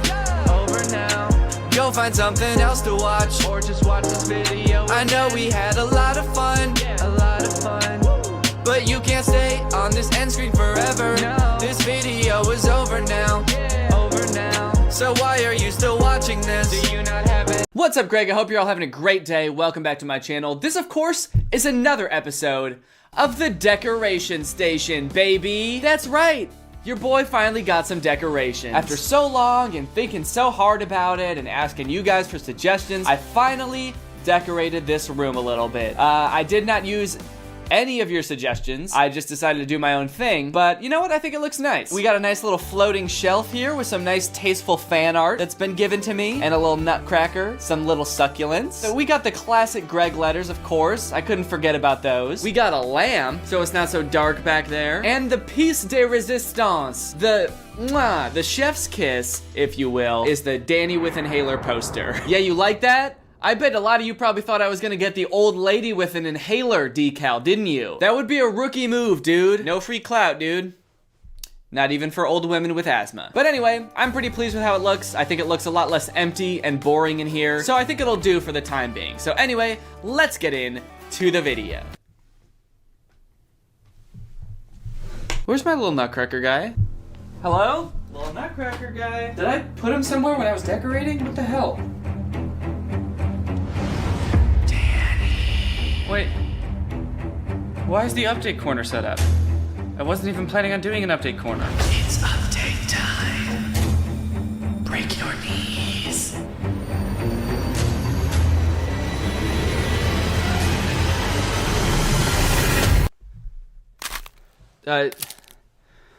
Okay, welcome to the update corner, everyone. I'm not really sure what I'm updating you about, but let's just jump into it. Oh, okay. It looks like it's another Lily's Garden ad. I guess I'm doing an update about Lily's Garden. So I think last time I made it pretty clear that I only wanted to talk about Lily's Garden again if all her problems were solved, so that I could finally be relieved of this pain. So Lily better be doing pretty damn good. Otherwise, this is not gonna be a good update. Okay, so we got the black-haired boyfriend standing in a creepy-looking alleyway. A guy pops out of a dumpster. Hey, what the fuck? My little nutcracker guy is in this ad. They took him and put him in the ad. What the hell, Lily's Garden? I don't understand what kind of psychological warfare is this? Lily, what mind games are you trying to play on me? What even is this ad? It looks like he's getting intel on his girlfriend who's cheating on him or something. He's spying on people. Lily's Garden, are you trying to subtly hint that you're watching me? Please leave me alone. You know what the worst part about all this is? Is that my knees hurt. No, actually the worst part is that they put my little nutcracker guy by a dumpster. They're trying to say my little nutcracker guy is trash. Little nutcracker guy is not trash, all right? Lily's Garden, give him back. Give him back, Lily's Garden. All I wanted was for Lily to find happiness. Why are you guys suddenly enacting psychological warfare on me? I wanted the best for your character. And now, after already being stressed out about Lily, being worried about her because you guys don't know how to treat her, now I'm gonna be stressed out even more. Shaking my SMH. You know what, Lily's Garden? This is war now. You've committed acts of war. Fuck the update corner. Fuck this. Back to the update corner. And we're back. Well, I guess that does it for the update corner. That seems to be why I was called to the update corner, so now I guess I'm good to go. Actually, one second. I just gotta... There we go. All right, update corner's over. We're going back to the regular show.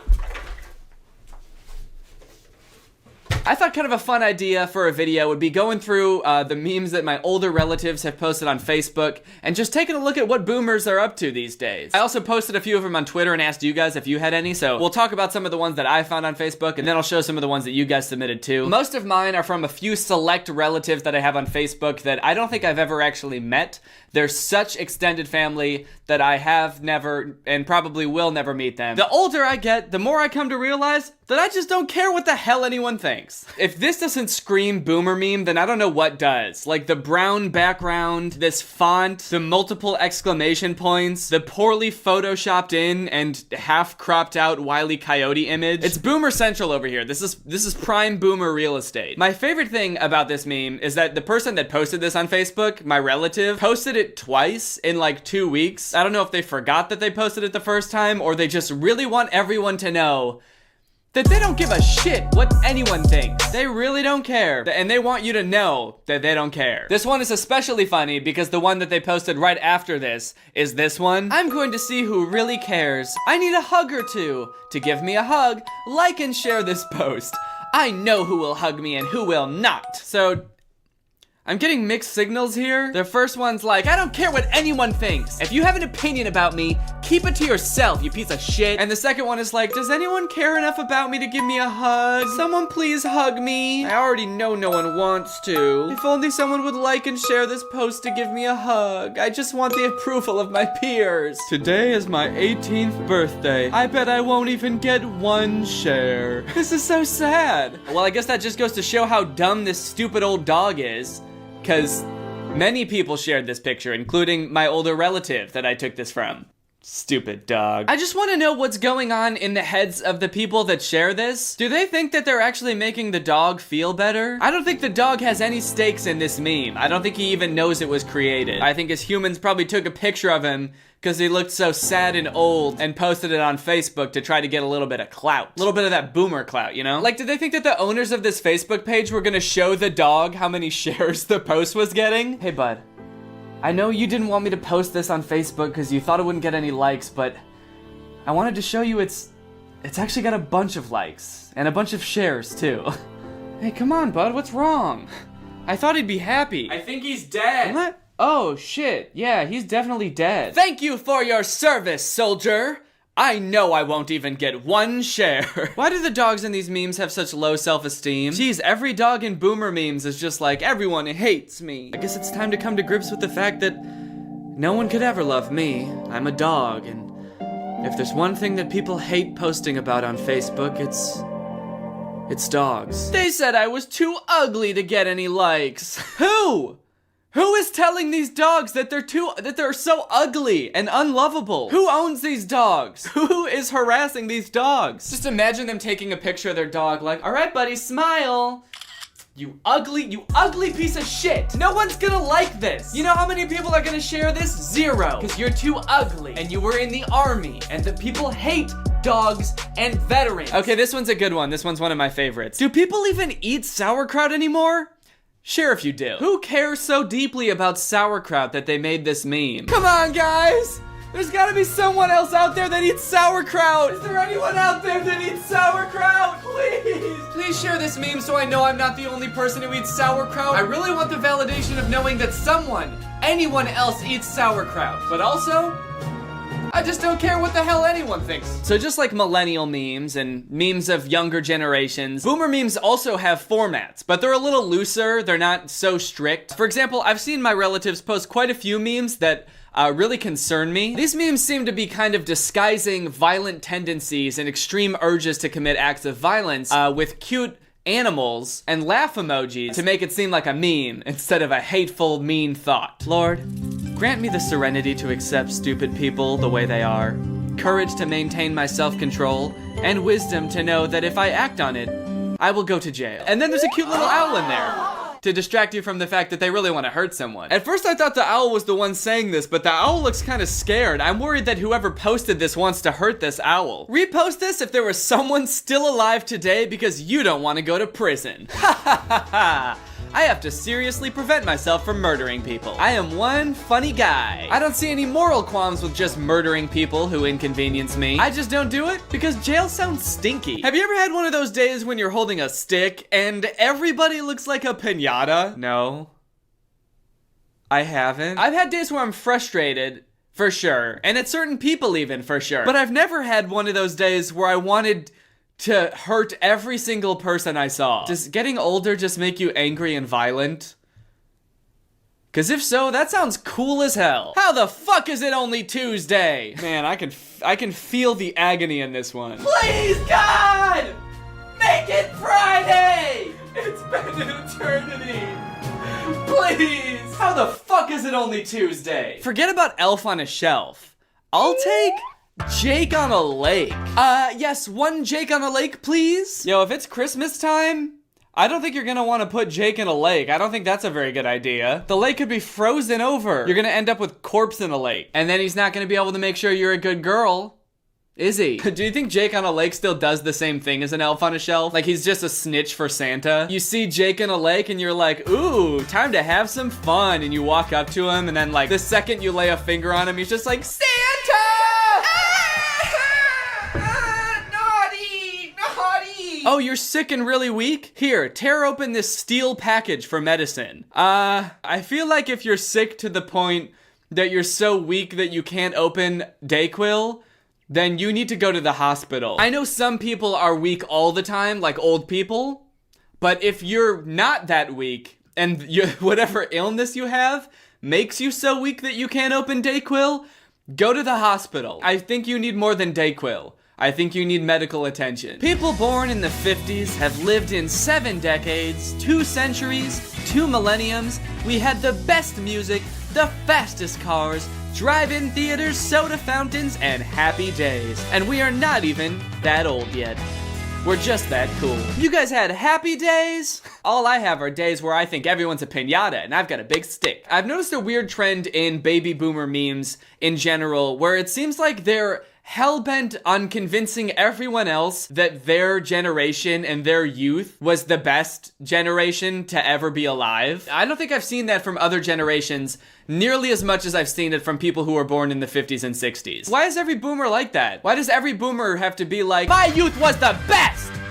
Everything sucks now! Everything was better before you were born! You missed out! Which I don't really think is true. I think that everyone thinks that their youth was great because they were young then, and people think that things aren't as great when they're old because they're old. People who were born in the 1800s are probably reading that meme and rolling in their grave. What? The 1950s? My generation had the best music, the fastest horses, the wildest west, houses cost $1 to buy, and wait, what about the child mortality rate? And the rampant dysentery. Man, shut the fuck up! Also, if it was really that much better, going around and bragging about it all the time would kind of be a really shitty thing to do, wouldn't it? I lived through the best time ever. The best time to be alive was when I was a kid before you were born. And everything after it is gonna suck, and your whole life is gonna suck. You're gonna live a miserable life because your music is bad because I don't understand it. You're gonna have a bad time because I don't get your music. Also, the fastest cars, that's just not true, objectively. Cars in the 50s and 60s were awful. They were loud and hot and didn't go very fast. Maybe they just felt faster when you got in a crash because they didn't require seatbelts back then. I'm so old that I have dialed a rotary phone, listened to music off an 8-track tape, watched a black and white TV with foil on the rabbit ear antennas, and went through a whole day without taking a picture of myself. I feel like this post is meant to be nostalgic, like, the good old days, but everything he's describing sounds awful. Yeah, not to brag or anything, and don't get too jealous, but I've used a rotary phone before. Yeah, you know the type of phone that they used to make before they invented a much better way for dialing phones? Yeah, I basically used to use that shit all the time. All the media says is racism, shooting, socialism, KKK. I just want to grill, for God's sake. Oh, why does the news keep having to talk about all the bad things that's happening in the world? I just want to grill, baby! I just want to turn on the grill and throw on a couple steaks, but I can't. Because I'm inside, and it's winter, and I'm watching my TV, and obsessing over all the news that I don't like. And it's their fault, and not mine. If you remember me, please like and share. Comment my name. I think Popeye is suffering from severe amnesia. Someone please comment his name, and help him find his way home. He's very scared. He's like, where am I? What is this? Why am I holding spinach? All right, guys, well, I think that's enough old people memes for today. But since we're talking about fun things to do on the internet, let's talk about internet privacy and today's sponsor, ExpressVPN. Have you ever wanted to boost Justin Bieber's song Yummy on the charts, but don't live in the US, oh wait, sorry. No. If you've watched my channel for a long time, you know why I love ExpressVPN. I do a lot of work in public places, and I don't want to get my data stolen. So every time I'm at like a public coffee shop or at the airport, I just flip on ExpressVPN, and suddenly my data is safe. I don't have to worry about being snooped on by little snoopers. As I'm sure a lot of you guys know as well, there are certain services like Netflix and even specific YouTube videos that are blocked in certain countries. But with ExpressVPN, you can basically flip on a different location, and suddenly everything available to people in Taiwan is available to you. You can even save money in some cases because certain products and subscriptions are cheaper in other countries. It's great for gamers too. Gamers, where my gamers at? Comment below where my gamers at. If there's content in games you play that are restricted based off your location, download ExpressVPN, switch your location, and there you go, you're good. Of course, ExpressVPN has the fastest speeds. They've got 24/7 customer support. It's easy to use. You can fire it up and connect with just one click. And they are the top rated VPN out there. They were rated #1 by TechRadar, CNET, The Verge, Comparitech, and many more.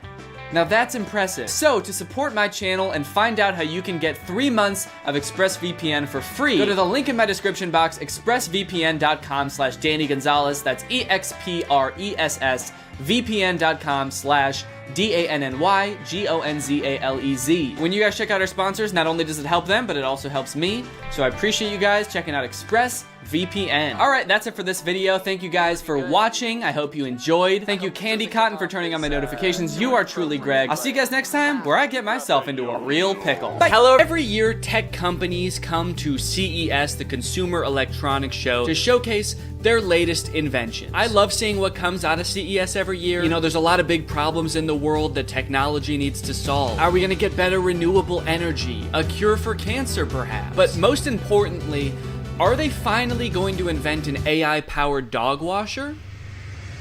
Yes, they did. Thank God, dude. World's first AI-powered dog washer cleans and dries your pup in just 20 minutes. That seems like unnervingly fast to wash and dry them. Like, what is it doing to the dog in there? This whole thing fills up with water at a certain point, then turns into a wind tunnel to dry your dog off. Yeah, I know if I put one of my dogs in this thing, they would come out clean, but they would never be the same again. At CES 2025, Woof Woof Luxe, a brand that we all know and trust, introduced a dog washing machine offering a hassle-free solution for bathing pets with adjustable washing and drying cycles. Hassle-free for who?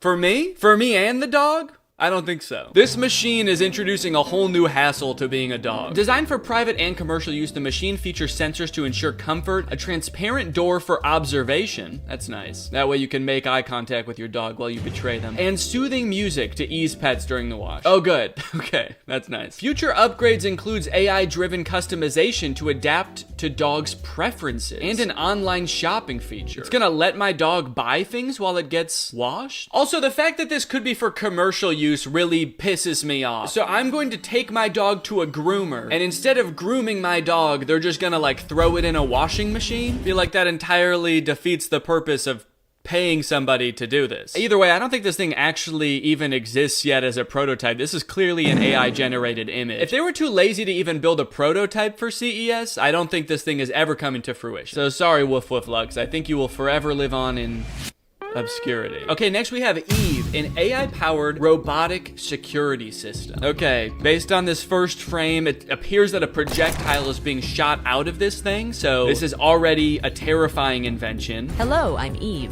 Oh, great, she talks. Okay, sick. That's nice that they gave the AI-powered gun a sweet, friendly voice. It's got this nice, sleek, white, minimalist look and a beautiful voice, and it's gonna kill you. It's going to kill you and feel nothing. With a powerful paintball launcher to deter any intruder. With my advanced camera system, I differentiate familiar faces from those who are not supposed to be there. And you're just gonna shoot anyone you don't recognize? Is that what I'm gleaming from this? Don't worry, I can recognize faces. So the second a new Amazon driver comes to drop off a package, they're dead, or they're maimed and running away, and you're not getting your package, that's for sure. Animal recognition? Is this thing gonna shoot an animal? My design is elegant, but I pack a powerful punch. Yeah, you're a paintball gun. Of course you pack a punch. Don't be fooled by my design. I'm a gun. With night vision, sound dispatcher, and a warning laser, I always hit the mark.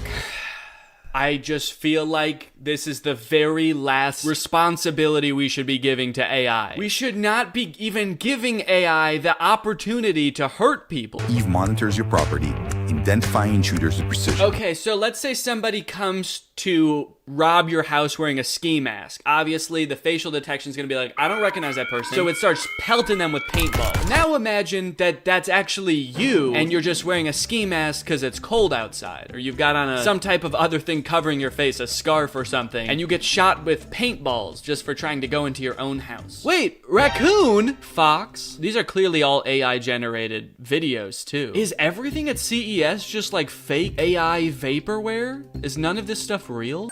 Imagine a raccoon is making a mess in your garbage or something, and so your Eve paint can locks onto it and just starts firing at it. So the raccoon's made a little bit of mess, but luckily the paint cam has also made an even bigger mess by splattering paint all over your garbage cans and your driveway. Which allows me to recognize intruders and stop them in their tracks. How is this thing gonna recognize intruders versus just like a new friend that you're inviting over? So maybe this thing only turns on when you have your security system armed, right? So you're going to bed at night, and then if anybody is coming to your house that it doesn't recognize, it shoots them. Okay, now imagine a dog has gone missing in your neighborhood in the middle of the night, or there's an accident, and so the police come and knock on your door, but instead of you answering, they're met with this ominous female AI voice telling them to leave or it's gonna shoot them. You are identified as a non-authorized personnel.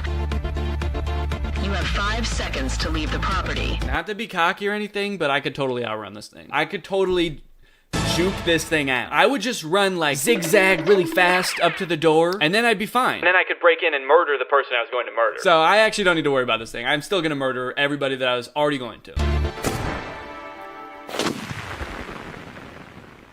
Okay, that paintball didn't even look like it hurt him though. It's kind of like, Alright, I'm gonna get out of here. Did it hurt him? It didn't look like it did at all. That's the most nonchalant reaction to getting a huge welt that I've ever seen. Oh, there's a video of prototype testing? Shot him in the back. He's in pain. Show someone trying to outrun this thing, dude. I bet you I could. There's no shot that this thing could ever hit me. Okay, next we have Omi AI, the revolution of wearable intelligent assistants. Omi is an innovative device that redefines the concept of a personal assistant through wearable technology. So it's some type of device that you wear that assists you. Nicholas, care to elaborate? The conditioned stimulus was the ringing of the bell, which made the dog salivate even in the absence of food. Wow! How is he recalling all of that amazing information? Surely it doesn't have anything to do with the device bulging out of his forehead. That's incredible. I'm concerned about how this thing is connected to him also. Is it just like glued on there, or is there something drilled into his head? Is it connected to his brain? Cool. Okay, in this shot, it's just on her necklace. I guess it can go anywhere. It doesn't have to be drilled into your skull. That's good. That's a good feature. Here's an article for Wired that says, your next AI wearable will listen to everything all the time. What do you mean my next AI wearable? Am I supposed to have AI wearables currently? I mean, I guess I do. I do still have the AI pin, but I don't think most people already have an AI wearable. The latest crop of AI-enabled wearables like Bee AI and Omi listen to your conversations to help organize your life. They are also normalizing embedded microphones that are always on. Yeah, this might be a little bit too much for me. What is even the point of human interaction if the computer is telling you how to respond in every situation? If you've got this little thing on your forehead and it's listening to everything, and then it just like texts you what's going on, so you don't have to be paying attention and you can just look at your phone and it tells you what to say, like what exactly do you do in life then, if not interact with the people in your life? Also, if you're like spouting out witty, smart things all the time, and you clearly have a device on you that is giving you those ideas, it's not, like, no one's gonna think you're smart. Before we continue on with the video, I wanna tell you guys a little something about myself. I have 2 dogs. I've got Sunday and Zero. And while Zero will pretty much eat anything you give him, he'll eat dog food, people food, fruit, vegetables, whatever, Sunday is very picky. In the nearly 4 years we've owned her, we have switched her food a bunch of times because she just all of a sudden stopped liking it. But that's why I'm really excited that we found Sundays for Dogs, who's sponsoring this video. Sundays for Dogs is different than any other dog food we've tried. You know, most dog food is just a little dried up kibble. And I could kind of tell that our dog Sunday didn't really like the texture of those types of kibble, because every time she would eat it, she'd be like, Sundays for Dogs is different in a lot of ways. The first is that it's air dry. So instead of being all crunchy, it has this really nice soft texture. I was very surprised the first time I looked at the Sundays for Dogs bag and read the ingredients. It's all just like beef and blueberries and carrots. It's all like actual real ingredients. And the crazy thing is, for us at least, you can tell a difference in our dog Sunday after changing to the food, in both of our dogs actually. Both of their furs have gotten softer since we have started them on Sundays for Dogs. Sundays has sponsored my videos before, and they're sponsoring this video now, but I have actively kept my subscription all of this time because Sunday and Zero love Sundays for Dogs so much. So this is the dog food that we literally use every day. If you want to start Sundays for Dogs, you can get 50% off a 2-week trial. Go to sundaysfordogs.com/Greg or use my code Greg for 50% off of that 2-week trial. Thanks to Sundays for Dogs for sponsoring this video. Okay, finally, Mirami is a $70 robot that you can wear as an accessory. This is what I've been waiting for, a wearable robot. You come across something that's a little bit weirder, more unique than the other things you see on the floor. The Mirumi here at CES is that baby furry alien creature. Okay, I don't know, this thing's a little bit cute. Maybe I like this one. Now this one can listen to all my conversations. This one can tell me how to live my entire life. That would be nice, because this one's cute. Imagine just wearing this like all day, one day, and just never acknowledging it to the people around you. You have this little monster gremlin on your wrist that's just looking around. Every now and again it whispers something in your ear and then you say something witty. What does it actually do though? Does it just look around? Tell us what it does. So if you're hoping to get your hands on a Mirumi, they're not yet for sale. I'm hoping to know what it does. Can you tell me? Can someone tell me? Mirumi is a furry little companion bot that imitates a shy infant. So does that mean it doesn't do anything? Because that's what a shy infant pretty much does nothing. They're like, it's not even an outgoing infant. It's not even gonna look at you or like kind of babble at you. It's dumb, it can't do anything, and it's ashamed of itself on top of that. So would you like to wear it around? Using sensors, it detects and appears to inquisitively turn its head to engage nearby people or objects with adorable googly eyes. But its inquisitive appearance has limits. When the bot is suddenly approached or touched, it will duck away to simulate shyness. Oh, sick. It's just like me. Whenever I'm approached or touched, I duck away. Okay, so this doesn't actually have any like practical usage. Just kind of like having a shy little monster. It's a fuzzy robot that clamps onto stuff like handbags or your arm, like a little sloth. How tight does it clamp onto you? Does it actually clamp onto you like it's a shy little kid clinging to their mother in a stressful situation? You take the thing off after a long day and your entire wrist is bruised. Mirumi is made by Yukai Engineering and is meant to be an accessory that brings a little happiness to those around you. I would like it if it pretends like it doesn't do anything, but it secretly whispers insults to your friends when you're not looking. And then when your friend is like, hey, why did that thing just call me ugly? You can be like, what? I didn't hear that. No, this thing doesn't do anything. It's just supposed to imitate a shy infant. You must be hearing things, man. You sound crazy right now. And then you look away again and it's like, don't fall asleep. Don't fall asleep tonight. Okay, next we have hands-on with Fufu. So we had Mirumi and now we got Fufu. This is Fufu, and it foo-foos over your hot coffee. Is that what foo-fooing means? Did we all already know that? It foo-foos, you know.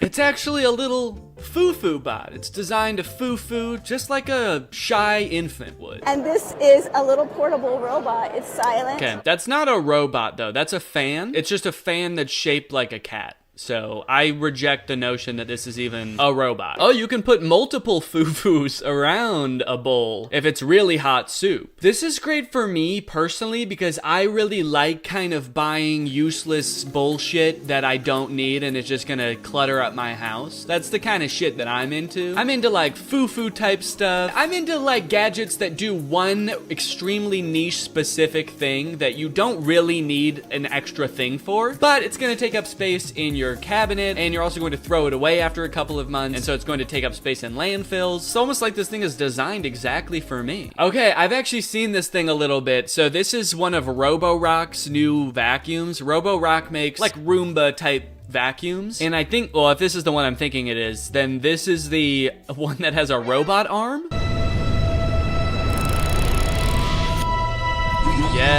Yes, look, it has little pincers. Okay, so in theory, I'm like, this is actually kind of a cool idea, because one of the downsides to robot vacuums, I actually have one, and it is a Roborock one, it has to vacuum around shoes, and the more obstacles you have in your house, the longer it takes to vacuum, because it has to like plan a path around it instead of just going in a straight line through it. So this way, it can pick things up, and then what does it do with it, actually? Does it put it away?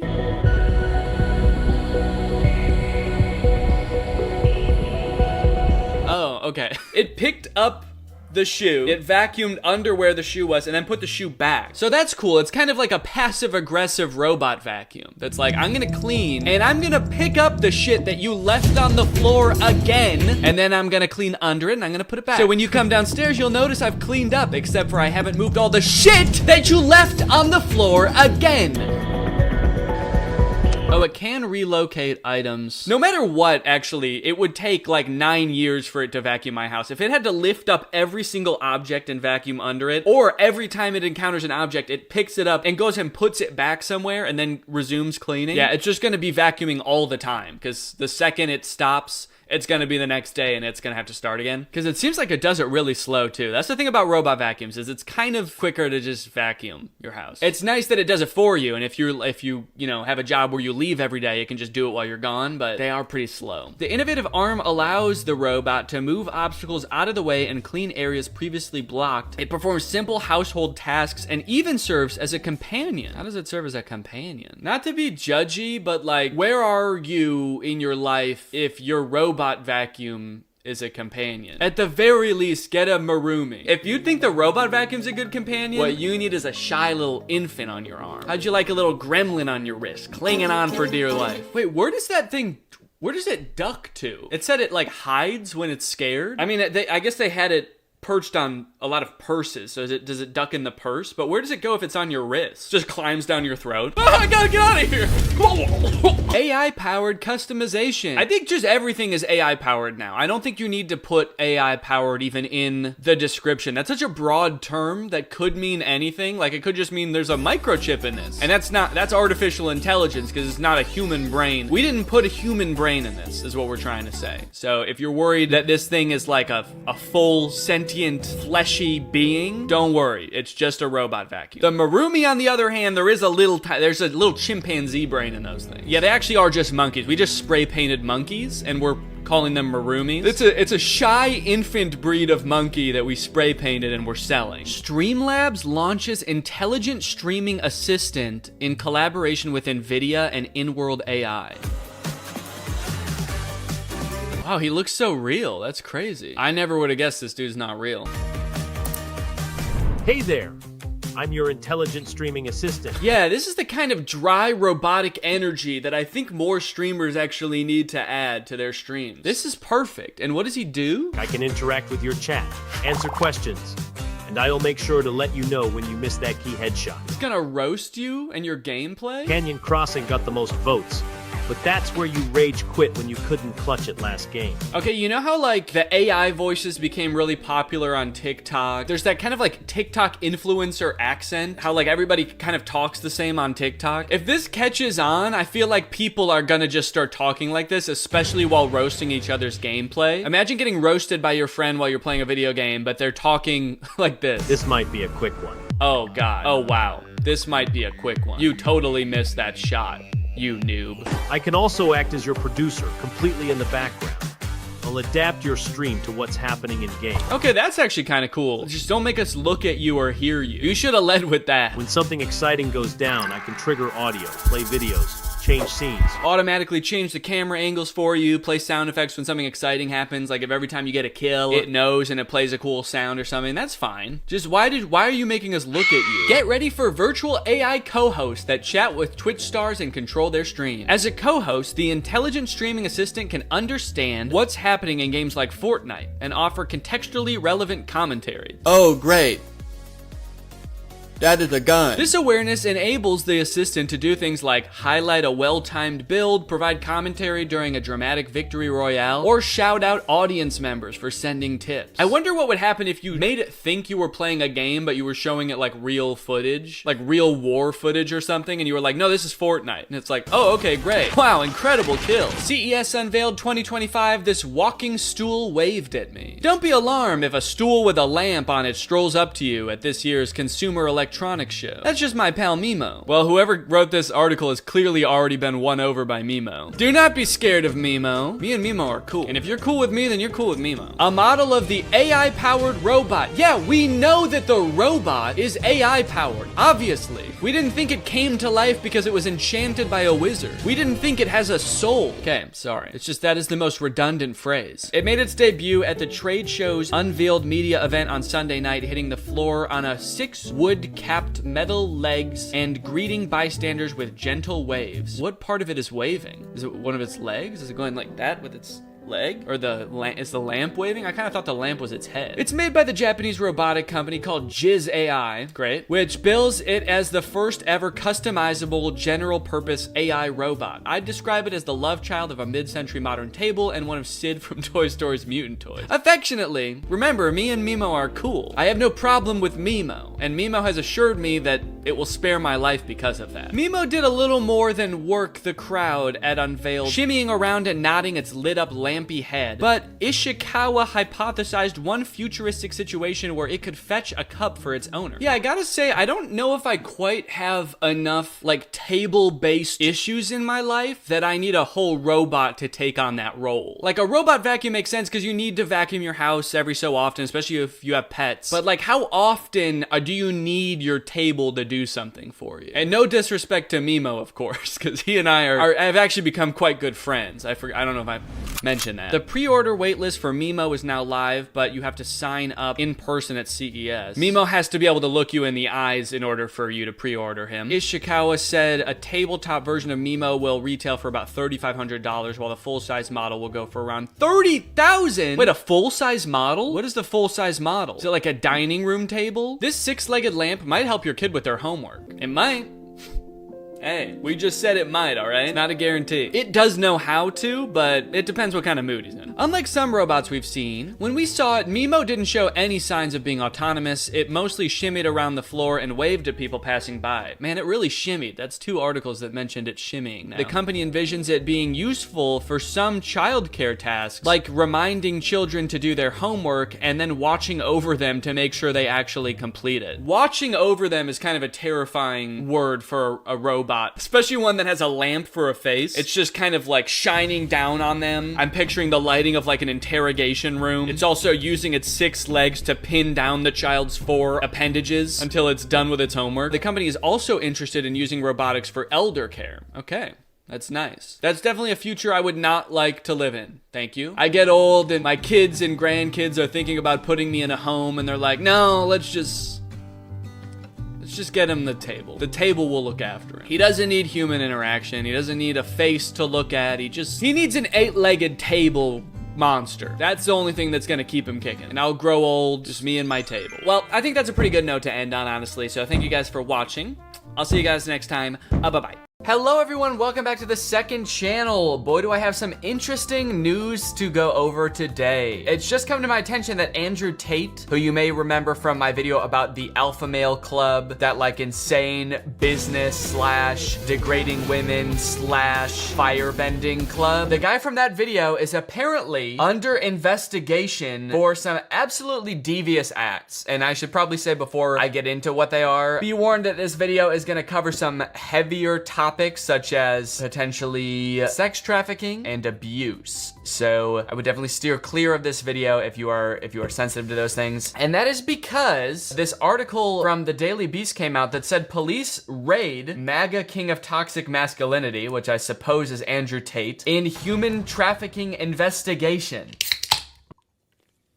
If you're gonna show this can you blur it, please? Because I don't want these fucks who make this sparkling water to get any free promo. I haven't really read this article yet, so I'm curious to see what it says, but in the video, I talked about how he has this like webcam empire where he convinces women who would never do any kind of sex work to get into the webcam business. And it sounded to me very abusive and manipulative. And in my head while making that video, I'm thinking like, this literally sounds like sex trafficking. But since sex trafficking is a crime and I don't want to like defame this guy who might have been running a very legitimate business, I didn't want to be like, this guy's a sex trafficker. But lo and behold, this dude is literally under investigation for sex trafficking. Holy shit. I mean, this is insane. Romanian police raided the home of prominent pro-Trump online personality Andrew Tate this month as part of a human trafficking investigation. Before the April 11th raid, Tate was best known as a kickboxer and a vocal Trump supporter in the online far right. I guess I didn't realize he was such an outspoken Trump supporter. I mean, that makes sense, like given everything we know about him, but I did not come across that when I was making my video about him. I guess I was mostly just focused on the club, and we dove a little bit into like the kind of stuff that he does on the side or like how he makes his money. But yeah, I've since found out a lot more about him, so we'll go into that too. He's got a very far-right presence. On social media, Tate portrayed himself as a wealthy cigar-smoking playboy, prompting one admirer to dub him the king of toxic masculinity. But Tate's treatment of women had an ugly side. No shit. One of his admirers actually dubbed him the king of toxic masculinity, but get this, he actually didn't treat women too well. This is stuff that I didn't know either. In 2016, he was booted off the British version of Big Brother over a video of him hitting a woman with a belt. Jesus Christ, dude. Am I allowed to even say this in a YouTube video? It's just crazy that like, a lot of his followers probably don't know this about him. I feel like a lot of people are just like, no, this guy just like gives dating advice. And sure, he's a little bit harsh sometimes, but like, he doesn't hate women. He's not like an abuser. And then lo and behold, he's being literally investigated for human trafficking. Also, 6 years ago was booted off a show for beating women. Let me see if I can find him on Big Brother at all. I don't watch Big Brother, so I didn't know anything about this. Andrew Tate enters the house and causes chaos. Yeah, that sounds like some shit he would do. Oh, there he is. Look at that fine specimen. I am kind of curious to see him interact with other human beings, because he's usually like alone, surrounded by only cars. The only things that truly understand him, cold machines. They're going to be like, well, who the hell's actually nominated him? He gets on with everyone. So they're not going to understand. The second he gets around other people, he's just extremely overwhelmed and can't form a sentence. I'm around real women and men for the first time? Fuck, what do I do? I think Jackson, Marco, kind of No, but right now, Jackson with the dynamics that are going on in the house, I definitely think Marco's going to be the better choice. If we don't, fuck people. Well, we're going to do a vote. We're going to do a vote on this one. Yeah, Marco. vote. He seems kind of shy. I don't know. Everyone else is like interacting, and he just kind of chimes in occasionally with like, no, we should do this. Oh. I think we should. Maybe this is before he got his giant ego. Okay, anyway. Apparently he was kicked off because he was hitting women. This March, Britain's Daily Mirror tabloid profiled him and his brother Tristan Tate and their Romanian-based business, which used webcam models to trick men into sending the brothers tens of thousands of dollars. Wait, huh? It's also like a scam business? I thought it was just like webcam type, you know, sexy stuff. In one video on his YouTube channel, Andrew Tate said 40% of the reason he moved to Romania was because Romanian police were less likely to pursue sexual assault allegations. Dude, you're telling on yourself. You're self-reporting. Holy shit. Dude literally said he's moving to a country where he won't be prosecuted for his crimes. Oh my God. Tate's unsavory activities didn't stop him from building links with the stars of the Trumpian right in 2019. Tate palled around Washington, D.C. with prominent online Trump activists and conspiracy theorists. He was on InfoWars a few times. On April 27th, a spokesperson for the Romanian Policy Agency added that no one has been charged or arrested yet in the case, but the investigation is ongoing. Okay, so Andrew Tate apparently hasn't been arrested. They just raided his house. Why did they raid his house? Video from the raid shows police officers armed with rifles milling among Tate's sports cars with the neon Tate logo on a wall in the background. Another video showed Tate and his brother being shoved into vans by police officers before being driven away from their home. Kind of sounds like they were arrested. He wasn't arrested. He was just kind of shoved into a van by police and driven away to jail. Oh shit, it's like the actual place where he films his videos. Am I a little bit surprised that those cars are actually there and that he like apparently does own these cars, or at least like, you know, has possession of these cars? Am I a little bit surprised? Yeah, I'm a little bit surprised that he's not just flexing. Am I impressed?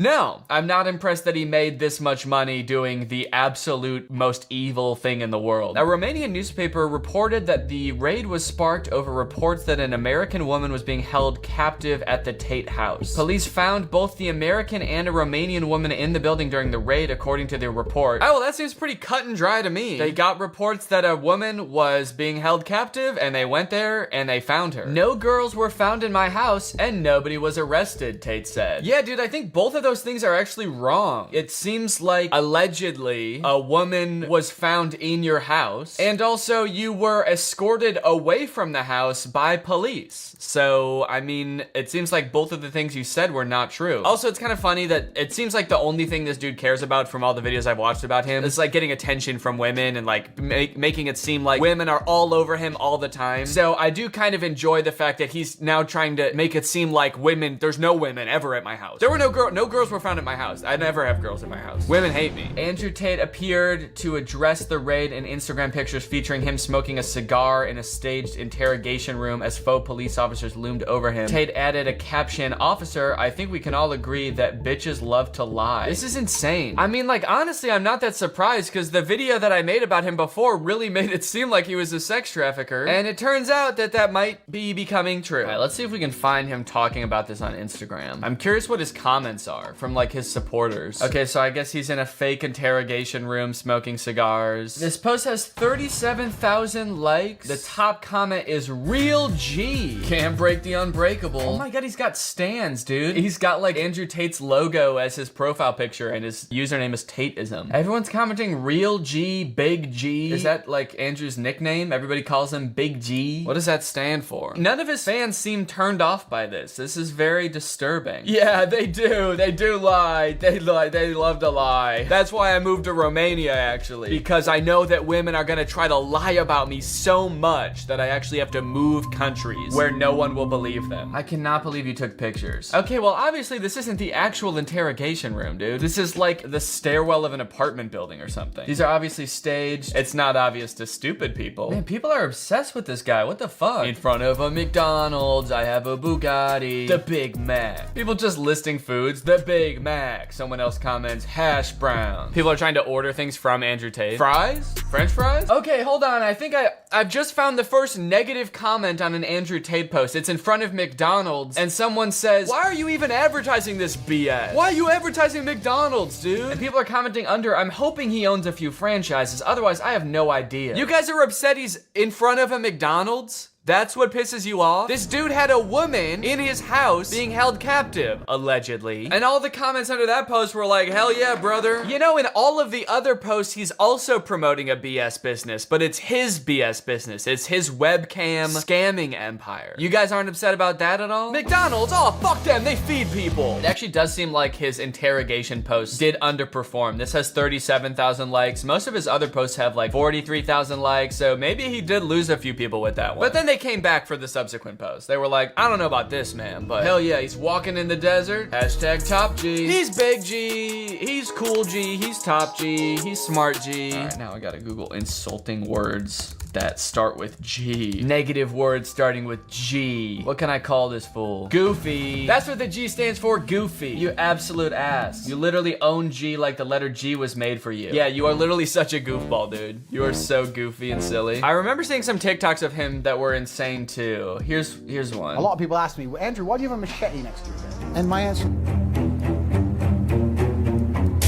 Oh my God, did I just like that on it? Oh shit, dude, I did not mean to like that. A lot of people ask me, "Andrew, why do you have a machete next to your bed?" And my answer is simple. Why wouldn't I have a machete next to your bed? I don't know, maybe if you weren't like involved in a bunch of illegal businesses, that would be one reason that you wouldn't need to keep a machete under your bed. Maybe if you were nice to people and you didn't have to worry about people coming into your house to kill you. Those are just a few things I could think of. Why don't you have a machete next to your bed? Because I'm just a YouTuber. I'm not, you know, holding people captive in my house. Really not weird. In fact, there's at least one, depending on the room, between 1 and 3 machetes hidden in every single room in my house. He says that's not weird and then goes on to make it even more weird. No, it's not weird because I actually have hundreds of machetes in my house. It's not weird because I'm actually extremely paranoid. Some little pussy-ass dude once said to me, "Yeah, but if it's next to your bed, what if you like upset a girl and she catches you cheating and gets a machete?" Bro, there's no female alive. Calling women female? Excellent. that would stand a chance against the immense power I possess. The immense power he possesses. Bro thinks he's a supervillain. Bro is a supervillain. Bro, he's a superhero, bro. Whoa, is that the real Mike Tyson? Did this video get taken down? Oh, this one was so funny. It was about him, how he can't read. Fuck, where'd that video go? Let me see if I can Google it. Andrew Tate doesn't read. Stop reading books. Reading makes you stupid. Andrew Tate on reading books. Yes, please tell us, Andrew. Please tell us how you got so smart. Reading books is a very cheap way to, I guess, entertain. I wouldn't call it entertainment because my brain is far too advanced. I'm too smart to read. Yeah, you can tell from those Big Brother clips how smart this guy is. Everyone's talking and he's just like, yeah. You're too smart to read? What does that even mean? You can't be too smart to do things. You can be too dumb to do things, but being smart makes you able to do more things. It unlocks new possibilities. You'd be able to read newer, like more interesting things that would like expand your brain in different ways. What the fuck are you talking about? I need action. I need constant chaos in my life to feel content. I need to be driving a supercar and fucking fighting. Yeah, dude, dumb people drive and fight? I don't think so. They read. I can't just sit there, oh, and the pirate on the boat. The Pirate on the Boat? That's the only book you could come up with? Yeah, I think you were reading a book for like 6-year-olds. I could understand that not being mentally stimulating for you. Actually, for you, I don't know. Yeah, I mean, if you couldn't even make it through that, then I understand why you don't like reading. And the saddest thing is, when I Googled this, you see these are all posted by like Tate fan accounts. Tate Speech, which I think is his account. Tate Aikido, Masculine Excellence. These aren't people making fun of him. These are people posting clips to be like, hey guys, the new Tate just dropped. He says don't read anymore. Don't even read the title of this video. Just look at it. Click it and then fight the video. Get in your car, play the video while you're driving really fast, and then just start punching your phone. That's how you get smart. Nothing is stopping me from becoming Batman. Nothing. I have a bat cave. Okay, yeah. I'm charismatic. I'm charismatic. Sorry, I'm just gonna keep playing the clip over and over of him sitting in the room like, I'm charismatic, dude. I'm suave with the women, all right? When I'm in a room, everybody knows my presence. And I don't just sit there silently. Like the one time anyone's ever seen me in a room with other people, how I did back then, that's not how I do it, man. I'm charismatic. Nothing's stopping him from being Batman. I mean, he is rich and does have cars and shit, but I think there is something stopping you from being Batman, and that's why you're not Batman, right? You're not actually out like fighting crime, helping people, trying to make a difference in the world. So there is something stopping you. I understand why it's kind of hard for you to put your finger on it, but it's your personality. It's like the way you view the world. That's what's stopping you. Because you're right, someone with your amount of wealth and charisma should be using all of those things to help people. But instead, you have a podcast where you talk shit about women, and you have a business where you exploit women and use all of the money for your own personal gain. So I think, you know, if I could help you out for a second and just like point to the thing that's stopping you from becoming Batman, it's just like, it's just you. It's just who you are. Oh, and the top comment here says hair. Yeah, that too. Ooh, people in the comments arguing about how rich he is. Yeah, bro, he's not that rich. And then the person who posted this video said 100 million plus. LMAO, definitely not. Yeah, Batman is $100 billion. Batman owns satellites. I don't think Tate can afford that. Yeah, that's true. I mean, even if this dude is rich, he is not as rich as Batman is. How much is Andrew Tate worth anyway? Now I'm curious. This website says 20 million. This website says 30 million. I honestly actually don't think you could swing it. I don't think you could be Batman. $30 million? You know, Batman has like military grade equipment. You know how much like one military thing costs? Military stuff costs so much. Like everything costs $1 billion, I feel like. How much a tank costs? Okay, so if you want the Batmobile, that's basically a tank that's gonna run you $6 million. That's already a fifth of your net worth, dude. The Batman suit, I mean, that's gotta be another $1 million. There's so much R&D that goes into this stuff too. Also, Batman keeps his identity secret. There's no way you could do that. You would be bragging about it constantly. All right, well, anyway, that's all I wanted to cover in this video. I just wanted to do a quick update. Thank you for watching. Sorry if this wasn't very funny. I just thought it was kind of a necessary update to the video. So, yeah, thank you for watching and goodbye. What's up, Greg? I hope you're all having a great day. Welcome back to my channel. This, of course, is another episode of how to sell your body on Instagram. That might sound a little bit different than I meant it to.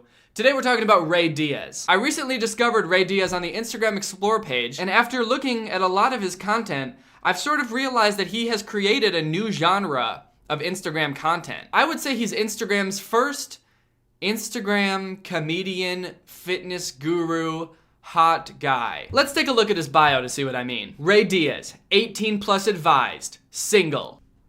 What does that mean? 18 plus advised, single, Cuba. So I think the beginning 18 plus advised is saying this content is for mature audiences only. Like maybe there's some racy jokes in there. Given that it's Instagram comedy, I wouldn't be surprised if there were a butt or two, to be quite honest. But is the single part, does that mean like you have to be 18 plus and single? That's a rating that I've never heard before. Like I've never seen a trailer for a movie that was like, coming soon this summer, rated R. Also, please don't come in here if you're married. Or are they just like two separate thoughts? Like 18 plus advised, please don't watch this if you're under 18. Also, I'm single. And Cuba. The next line is DM at I am Ray Diaz. This dude has a separate Instagram account just to take DMs.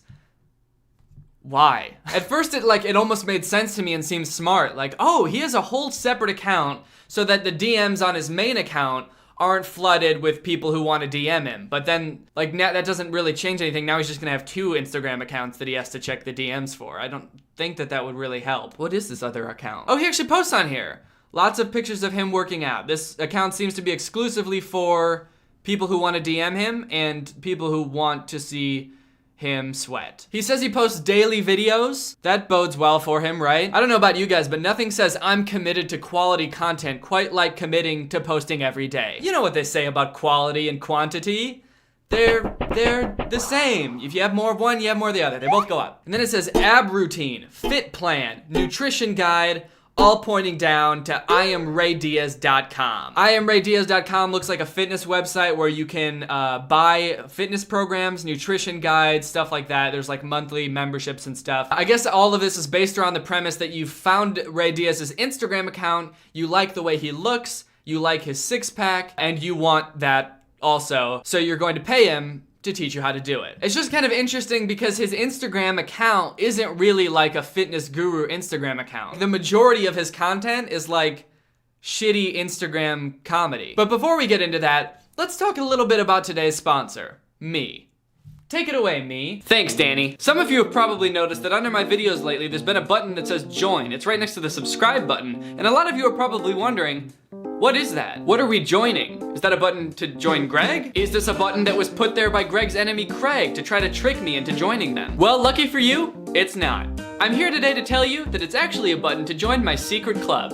Please don't tell anyone, it's a secret. If you join my secret club, you get some amazing perks. I'll be doing an exclusive live stream once a month for all of my secret club members where we'll be having Greg family dinner. You can ask me questions, I can ask you questions, or we can just stare at each other. You'll also get discounts on all of my future merch, which could come in handy soon, because I might be coming out with new merch soon. If you're a member of my secret club, you'll also get a little badge next to your name in the comments of my videos, which will change depending on how long you've been a member in my secret club. That way everybody can see that you're in my secret club, which no one should know about because it's a secret. You'll also get exclusive emojis that only secret club members can use, like cringe face, Greg, little nutcracker guy, and a spooky pumpkin. And now you're probably thinking, Danny, that sounds great, and something that I would honestly spend upwards of $5 a month on. But all of these exclusive perks can be yours for $4.99 as long as you sign up right now. Or anytime after right now. I'm really excited to get to talk to you guys in a little bit more of a smaller, casual setting. So if you're interested, just click the join button below. I think it might not show up on the YouTube app, so you might have to do it on the computer, but it should be right next to the subscribe button. And remember guys, most importantly, please don't tell anyone about this. It's a secret, and I can't have anyone knowing, okay? All right, back to you. Thanks, me. All right, let's get into some Ray Diaz content. So it won't take you very long if you're scrolling down Ray Diaz's Instagram page to realize he's pretty into the way he looks. But what does comedy sketches written by someone who's so obsessed with their own body look like? This. All right, bro, I'm out.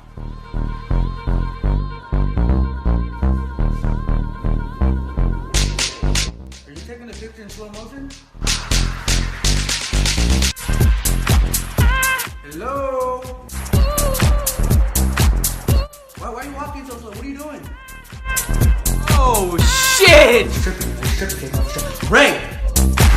To me, this video is just dripping with irony. It's dripping with irony like Ray Diaz is dripping with sweat on his second account. Because I feel like the premise of the joke when he thought of it was probably like, man, some people are so obsessed with how they look. You can't get them to stop thinking about their own body and how hot they are for 2 seconds. Ha ha ha. Oh, what a bunch of narcissistic doofuses. All right, guys, well, are you ready to shoot this video where the entire premise is showing off how hot I am so people will want to buy my workout routine to look just like me? Not all of his videos are about how hot his body is though, which is actually kind of strange to me. You would think that he would try to make his body like the main focus of every single video so that, you know, no matter what video you come across of his, you immediately realize, holy shit, this dude's a smoke show. So while all of his videos aren't about his body, that doesn't mean that any of them make sense, because all of them still don't make sense. Yo, why you crying, right? My ex-girlfriend. You got to make her jealous or something. Really? How? Okay, so Ray Diaz has been dumped. He's all sad about his ex. He's standing 10 feet away from where she is with her new boyfriend, and he's just sobbing, you know, like you do when you see your ex out in public with her new man. You just stand 10 feet away and cry while looking at them. Also, these are bad friends. Like, they walk up to their friend and he's crying because he misses his ex-girlfriend, and their advice isn't like, oh, hey man, it's all right. It wasn't because of anything you did. There's other fish in the sea. Instead, they're just like, you have to make her jealous. It's the only way. She'll want you back, don't worry, buddy. And also, why would that even work? If she broke up with him, and she's clearly moved on now, I don't think she's gonna be jealous seeing him with another girl. So like, that's not even good advice. Just show her what she's missing. Find another girl. Oh, she's looking! Oh my god! She's looking! Oh my god, she's looking! Oh,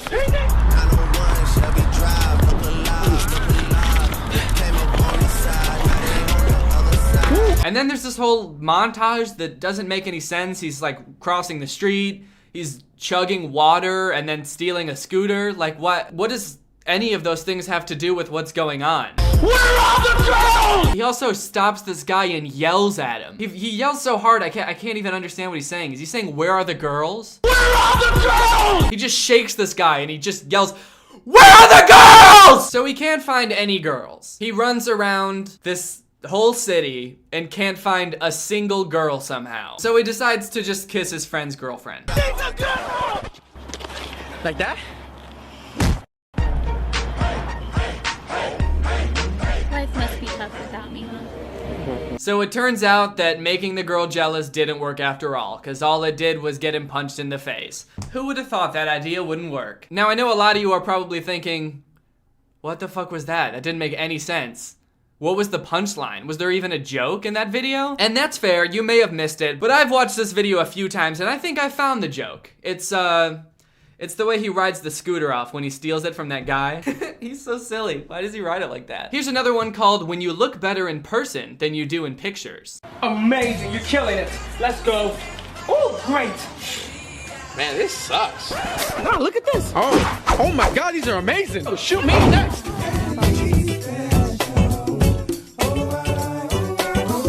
Whoa, he's good. Yeah, check these out.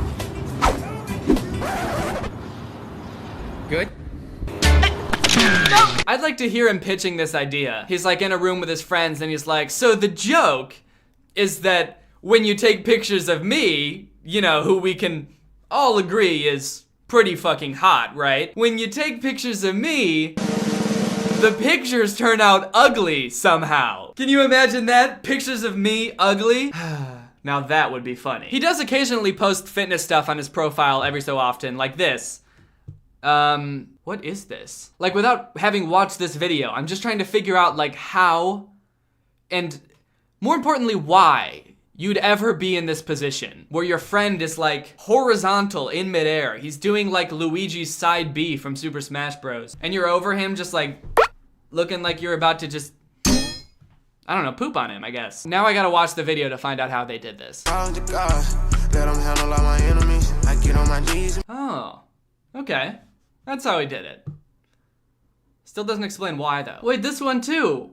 He's horizontal. How did he get like that? Why would that ever be a thing that you do working out? He's got the ropes, like isn't that when you go like this? Why would you ever be like in midair doing that. Is being like horizontal in midair a big thing in the fitness community that I didn't know about? Because the expectation that somebody who knows about like fitness and stuff would come across this picture and be like, holy shit, he's done it. He's gone full horizontal. This man knows what he's doing, and I like his abs. I'm gonna pay him money. Do you think that's hard, going fully horizontal like that? He makes it look so easy. Fuck. Did I do it? Ow.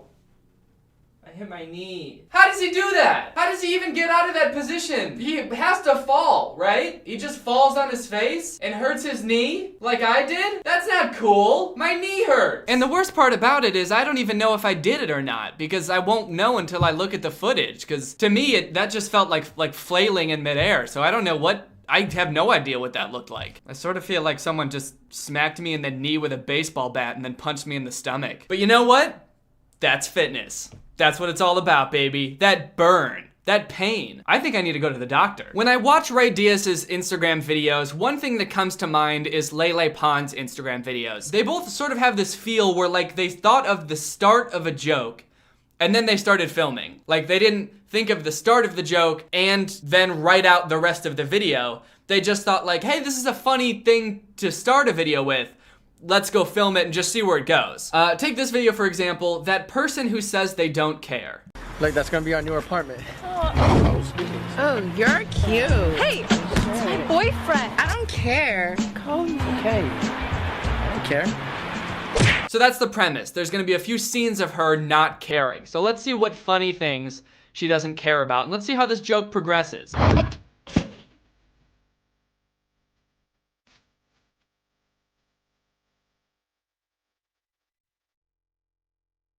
Okay, good. A solid 10 seconds of her butt. Great. Can you lower the music down? I'm studying. I don't care. Okay, that was crazy. She didn't even care about that dude studying? My bad.